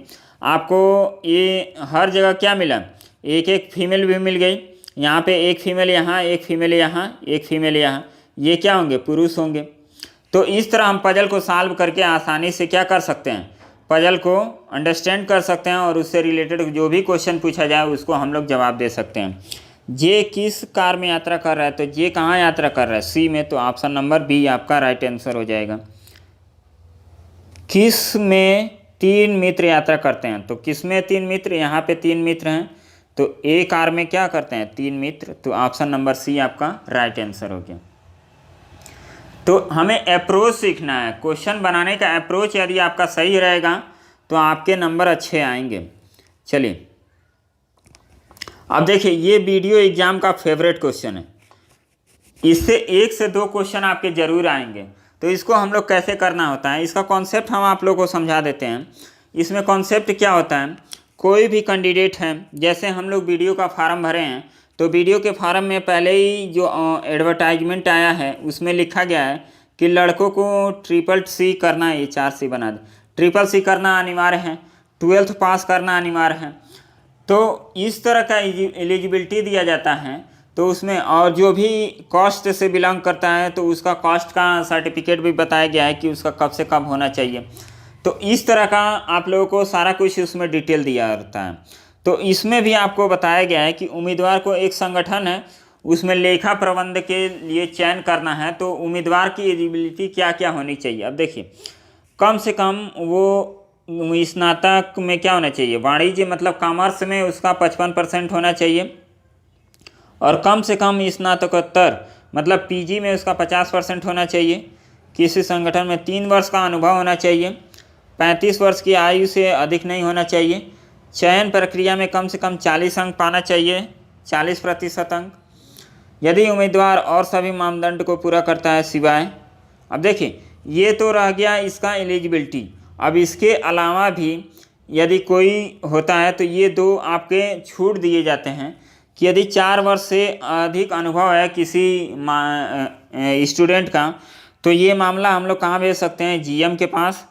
और यदि वो कैंडिडेट CA किया है, ICWA किया है, तो उसका मामला कहाँ भेजा जा सकता है, निदेशक वित्त के पास भेजा जा सकता है। तो अब देखिए यहाँ पे एक क्वेश्चन लिखा गया है, और एज काउंट करने के लिए 2018 तक हम लोग काउंट कर सकते हैं। तो यहाँ पे देखिए इस तरह का ऑप्शन दिया रहेगा कि इसमें A ऑप्शन सही है, B ऑप्शन सही है, C D E ऑप्शन आपके 4 आएंगे। अब देखिए यहाँ पे एक कैंडिडेट है, इसका बोला गया है अभिनव चतुर्वेदी 60% अंकों के साथ, मतलब वाणिज्य स्नातक, और उसमें क्या दिया था 55, मतलब पहला कंडीशन क्या कर रहा है, फुलफिल कर रहा है। और 55 के साथ पीजी किया है तो मतलब दूसरा भी फुलफिल कर रहा है, उसमें बताया गया था 50, और 4 वर्षों का इसका अनुभव है, और 3 वर्ष का अनुभव बताया गया था कि 3 वर्ष का अनुभव होना चाहिए, तो ये भी एलिजिबिलिटी क्राइटेरिया उसका फुलफिल है। और यहाँ पे चौथा एलिजिबिलिटी क्या है, वो 80 में पैदा हुआ है, तो 80 में पैदा हुआ है और 2018 8 तक काउंट करना है, तो ये कितना हो जाएगा, 28 साल हो जाएगा, मतलब ये भी एलिजिबिलिटी वो फुलफ़िल कर रहा है। और चयन प्रक्रिया में उसको 45% अंक मिले हैं, तो ये भी एलिजिबिलिटी क्राइटेरिया वो क्या कर रहे हैं, फुलफ़िल कर रहा है, क्योंकि उसको 40% ही क्या होना चाहिए, मार्क्स लाना चाहिए था चयन प्रक्रिया में। तो ये क्या है, ये एलिजिबल है ये इस जॉब के लिए, तो इसका ऑप्शन क्या हो जाएगा, ऑप्शन नंबर ई, यदि उम्मीदवार का चयन किया जाना है। तो उम्मीदवार का चयन क्या होगा क्योंकि ये सारे क्राइटेरिया को क्या कर रहा है, फुलफ़िल कर रहा है। नेक्स्ट क्वेश्चन देखिए, नेक्स्ट इसको देखिए, इसमें करना क्या है, आपको समान देखना है कि समान क्या हो सकता है। ये स्तंभ है, ये पंक्ति है। अब पहले हम पहले ऑप्शन को लेते हैं, तो 1 दिया है स्तंभ, 3 और 4,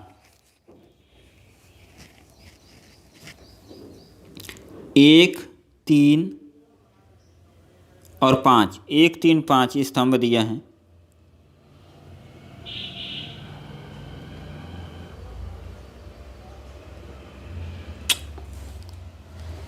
तो 1 3 5 स्तंभ दिया है, तो यहाँ पे हम देखेंगे तो ये 42 है, ये 14 है, ये 28 है, तो 42 14 28, तो 14 तियाँ 42 3 बार में, और 14 दूना 28,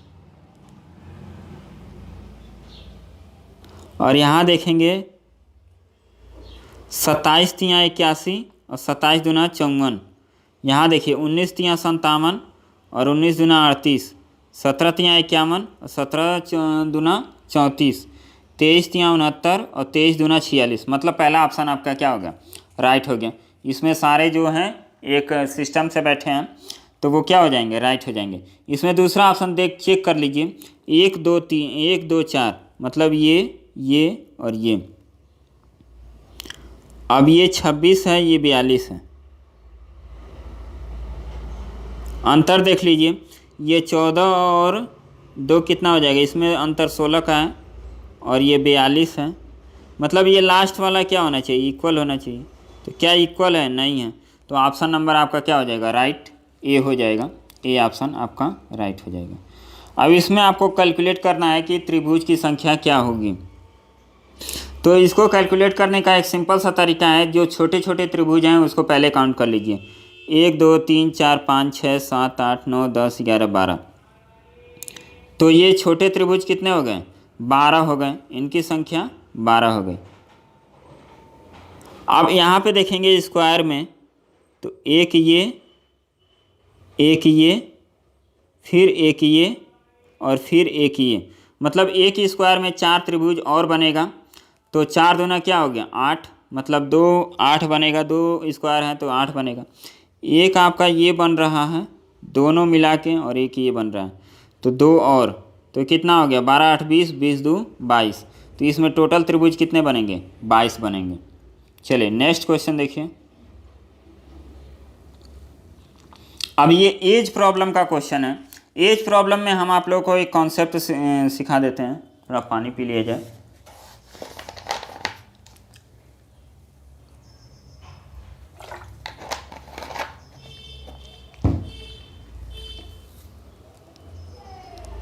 अब देखिए एज प्रॉब्लम में क्या होता है, एक प्रेजेंट होता है, एक प्रेजेंट, और एक होता है पास्ट, और एक होता है फ्यूचर। तो जब भी हम लोग एज प्रॉब्लम सॉल्व करते हैं, तो कोई व्यक्ति यदि यक्स यहाँ पे है और उसका बोला जाए कि 3 वर्ष पहले, तो 3 वर्ष पहले उसकी आयु कितनी हो जाएगी, x - 3, और 4 वर्ष बाद बोला जाए तो x + 4 हो जाएगा। तो एक एक में तो हमें समझ में आता है, लेकिन जब 2 लोगों को कह दिया जाए, जैसे ऐसे बोला जाए कि एक x है और एक y है, बोला जाए कि 2 वर्ष पहले की इनकी आयु, तो ये क्या होगा x-2 और y-2, 3 वर्ष बाद की आयु, तो 3 वर्ष बाद इसमें भी जुड़ेगा इसमें भी जुड़ेगा, तो x+3 और y+3। तो इस तरह करेंगे। यदि एक आदमी है तो एक में जुड़ेगा, 2 आदमी है तो 2 में जुड़ेगा। अब देखिए 2 वर्ष पहले बोला गया है लेकिन 4 वर्ष हमने घटाया है। यहाँ 3 वर्ष बाद बोला गया 6 वर्ष हमने जोड़ा है। यदि x+y को लेंगे तो ये कॉन्सेप्ट हम लोग को समझना है। अब देखिए यहाँ पे दिया है सुनीता और विनीता की वर्तमान आयु क्या है, 4 और 5 है। 6 वर्ष बाद तो 4x और 5x मान लेते हैं कि इनकी वर्तमान आयु क्या है 4x और एक की हो गई 5x, और 6 वर्ष बाद मतलब 6 इसमें भी और 6 इसमें भी ऐड होगा। उनकी आयु का अनुपात क्या हो जाता है 14 और 17, तो 12 वर्ष बाद उनकी आयु का अनुपात क्या होगा। अब इसको आप सॉल्व कर लेंगे, इसका मल्टीप्लाई इसमें कर दीजिए, इसका मल्टीप्लाई इसमें कर दीजिए, तो आप इस क्वेश्चन को आसानी से सॉल्व कर सकते हैं। अब यहाँ पे इसको शॉर्ट भी कर सकते हैं, इसको काटेंगे तो ये 2 बार में, इसको 2 से काटेंगे तो ये 3 बार में और ये 7 बार में। तो यहाँ देखिए ये हो जाएगा 17 दूना 34 और 17 तियाँ 51, तो 34 यहाँ लिख दीजिए 34x + 51, और इधर क्या आएगा आपका 5 सत्ते 35 x और 6 सत्ते 42 x। तो अब देखिए 34 में से 35 घटेगा तो x और 51 में से 42 घटेगा तो कितना 8 1 9, मतलब x की वैल्यू कितनी आ गई, x की वैल्यू 9 आ गई। तो 12 वर्ष बाद उनकी आयु पूछा है, तो 9 मतलब 9 चौको 36 ये हो गया, और 9 पचे 45 मतलब उनकी वर्तमान आयु कितनी है 36 वर्ष और 45 वर्ष है, और 12 वर्ष बाद उनकी आयु, तो 12 इसमें भी जोड़ दीजिए 12 इसमें भी जोड़ दीजिए, एक में नहीं जोड़ना होता है। तो 36 12 कितना हो गया 48, और ये कितना हो जाएगा 10 57, यहाँ पे 57, 3 से काटेंगे तो ये 16 और ये 19, तो 16 19 क्या हो गया, ऑप्शन नंबर डी आपका राइट आंसर हो गया।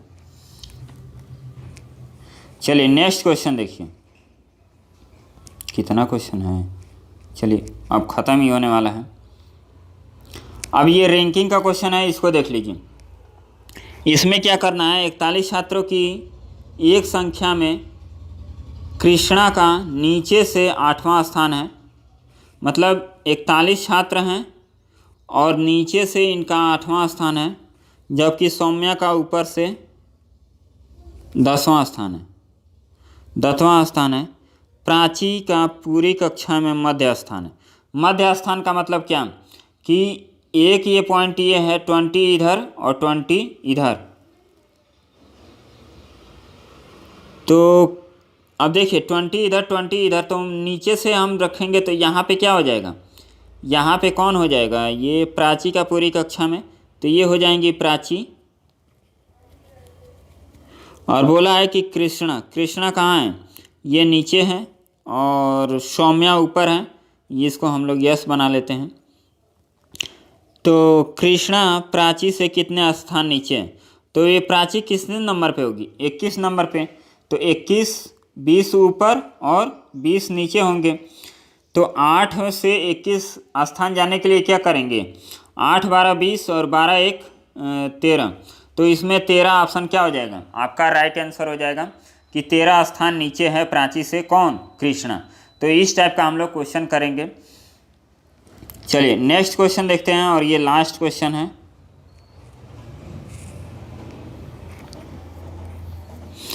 टी डी की बहन है, टी डी की बहन है, डी की बहन है, T is a sister of D. D का विवाह पी के साथ हुआ है, तो डी का विवाह पी के साथ हुआ है। देखिए हम लेडीज़ के लिए जो फीमेल होती हैं उनके लिए सर्किल का यूज करते हैं। यदि ब्रदर सिस्टर होता है तो इस तरह हम लोग उसको सिम्बलाइज करते हैं। यदि हस्बैंड वाइफ होते हैं तो इस तरह हम लोग सिम्बलाइज करते हैं, और जनरेशन गैप में हम लोग इस तरह सिंबल करते हैं। तो ये हमारे कुछ सिंबल हैं। आपके जो सिंबल है प्लस माइनस से यदि आप यूज करते होंगे तो प्लस माइनस ही यूज कीजिएगा। बाकी देखिए आगे हम लोग क्या करेंगे। डी का पी के साथ विवाह हुआ है, पी एम का पुत्र है, पी जो है एम का पुत्र है, तो ये मेल है तो ये फीमेल होगी। फिर टी जे की माता है, टी माता है किसकी, जे की। वाई यू का पिता है। अब देखिए इसमें तो हमें वाई यू समझ में नहीं आ रहा है कहाँ होगा, तो इसको हम लोग अलग नोट कर लेते हैं। वाई यू का पिता है, वाई क्या है, यू का फादर है। वाई को केवल एक पुत्र और एक पुत्री है। अब देखिए ये पुत्र है कि पुत्री है ये भी नहीं पता है, तो वाई यहाँ लिखिए, और वाई के एक फीमेल और एक मेल हैं, मतलब एक लड़का लड़की। यू टी की पुत्री है। अब यहाँ से आपका कंडीशन जुड़ गया। अब देखिए इन दोनों का शादी हुआ होगा तभी ये क्या होंगी, फीमेल होंगी। टी की पुत्री है मतलब इसका भी क्या है, पुत्री है। तो इसको हम लोग कैसे कर सकते हैं, यहाँ से इसको जोड़ सकते हैं। अब देखिए टी की शादी किससे हुई है, वाई से, तो ये फीमेल है और इसकी पुत्री है ये यू। तो आपको बताया गया है कि यू के एक पुत्र हैं और एक पुत्री, तो ये क्या होगा, पुत्र हो जाएगा। और फिर डी, क्यू डी का पुत्र है, क्यू जो है डी का पुत्र है। तो पी किस प्रकार टी से संबंधित है। अब देखिए से का रिलेशन हमेशा नहीं बताया जाता है, यहाँ पे टी का रिलेशन नहीं बताया। हमने बोला है कि का और से, जब भी आपको कन्फ्यूजन हो तो हमेशा का रिलेशन बताइए, से का नहीं। तो यहाँ पे देखिए का किसके साथ है, ये आपको कन्फर्म समझ में भी नहीं आएगा कि पी का टी से क्या संबंध है। इस तरह आप पढ़ेंगे तो आपको समझ में आएगा। यहाँ पे से लिखा है तो टी का संबंध नहीं बताना है, तो पी इसका क्या लगेगा। अब देखिए भाई लगेगा, नहीं लगेगा, क्योंकि इसकी सिस्टर का ये क्या है, हस्बैंड है, जीजा या साला, तो जीजा या साला लगेगा। ऑप्शन नंबर क्या हो जाएगा, सी आपका राइट आंसर हो जाएगा। और यहाँ पे बोला है कि जे डी से किस प्रकार संबंधित है, डी से, तो डी से कौन संबंधित है, जे। अब देखिए डी का हमें नहीं बताना है, ये नहीं बोलना है कि डी क्या है, मौसी है, ये बताना है कि जे क्या है। तो जे क्या हो जाएगा, सिस्टर की लड़की को क्या कहते हैं। यदि कोई लड़की सिस्टर है तो सिस्टर की लड़की को हम लोग क्या बोलते हैं, देखिए ऑप्शन में क्या दिया है, पुत्र नहीं होगा, दामाद नहीं होगा, पुत्री नहीं होगा, भतीजी या भांजी, तो भतीजी या भांजी होगी। तो ये आपका राइट आंसर हो जाएगा। क्यों, क्योंकि जे क्या थी, एक फीमेल थी, जे फीमेल थी कि मित्र नहीं, जे क्या था, पुत्र था, जे क्या था, पुत्र था, यू फीमेल थी। तो यहाँ पे क्या हो जाएगा, भतीजा या भांजा हो जाएगा। तो इसका राइट आंसर क्या हो जाएगा, भतीजा या भांजा आपका राइट आंसर हो जाएगा। देखिए हम लोग यहाँ पे कितने घंटे का, लगभग 1.5 घंटे का ये वीडियो है। तो इसमें अब हम भी काफ़ी थक गए हैं, तो इसमें आप लोगों को काफ़ी कुछ सीखने को मिला होगा। और कई चैप्टर ऐसे हैं जैसे डायरेक्शन हो गया, डाइस हो गया, डाटा सफिशिएंसी का एक भी क्वेश्चन इसमें नहीं लिए हैं, और कैलेंडर का नहीं लिए हैं, कोडिंग डिकोडिंग का भी ज़्यादा क्वेश्चन नहीं लिए हैं। हमारा कोशिश था कि इसमें ज़्यादा से ज़्यादा क्वेश्चन को सेलेक्ट किया जाए और ज़्यादा से ज़्यादा क्वेश्चन को सॉल्व किया जाए। तो आप लोग इतना वीडियो आप लोग पूरा देखिएगा, हमें विश्वास है कि आप लोग ये वीडियो देखेंगे नहीं, क्योंकि आप लोगों को फ्री में जो चीज़ मिलता है ना उसका वैल्यू रहता ही नहीं है। और ये वीडियो हमारे बनाने का कोई मतलब नहीं होगा, क्योंकि आप लोग देखेंगे नहीं तो हमारा व्यूज़ बढ़ेगा नहीं और हमारे सब्सक्राइबर बढ़ेंगे नहीं। 3 दिन से तो ये हालत हो गई है कि एक भी सब्सक्राइबर हमारे नहीं बढ़ रहे हैं। हम कोई क्राइम नहीं कर रहे हैं या कोई फ्रॉड नहीं कर रहे हैं, अपना मेहनत का पैसा आप लोगों से ले रहे हैं। तो आप कहीं भी कोई भी काम करेंगे तो आपको भी उम्मीद होगी कि हमें पैसा मिले। हमारा चैनल इतना बड़ा भी नहीं है कि हमें पैसा मिलेगा। तो आप लोगों को जैसा समझ में आता है वैसा कीजिए। बाकी इसका आज और कल का प्राइस 500 रुपीज़ है, और यदि कल के बाद यदि आप परचेज करेंगे तो आपको 700 रुपीज़ देना पड़ेगा। ये आप लोगों को हम पहले बता देते हैं कि यदि आप लोग इस PDF को लेके सॉल्व कर लिया और हमारा वीडियो देख लिए तो आप लोग समझ सकते हैं कि आप लोगों का लेवल क्या होगा। आप लोग एग्ज़ाम में जो 30 नंबर करते हैं ना वो 40 प्लस करने लगेंगे, ये आपको अंदाज़ा भी नहीं होगा। तो 10-10 नंबर के लिए ये कोई आपको गारंटी नहीं लेगा कि हाँ आपका इतना बढ़ जाएगा नंबर। तो आप लोग जैसा सोचते हैं वैसा सोचिए, और पीडीएफ लेना हो तो लीजिए, नहीं लेना है न लीजिए। यदि लेना है तो डिस्क्रिप्शन में आपका सारा डिटेल दिया गया है, वहाँ आप संपर्क कर सकते हैं, वहाँ से आप परचेज कर सकते हैं और ख़रीद सकते हैं। आप हमारा यदि पढ़ाने का समझ में आता है कि हम कैसा पढ़ा रहे हैं, यदि समझ में आता है तो लीजिए, नहीं समझ में आता है तो आपकी मर्ज़ी। आप स्वतंत्र हैं, स्वच्छ हैं, स्वच्छ कह रहे हैं, स्वच्छ रहना भी सही है। तो आप स्वतंत्र हैं, 28-30 साल के तो हो ही गए हैं। यदि ये वैकेंसी चली जाएगी तो समझिए कि आपका क्या होगा।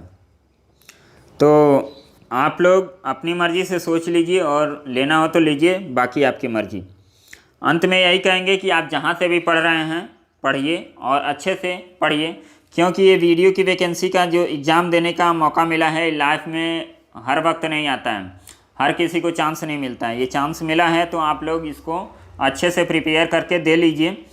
आप ये इतना समझ लीजिए कि आप फॉर्म भर रहे हैं, आप इतना समझ लीजिए कि फॉर्म भर रहे हैं 500 में।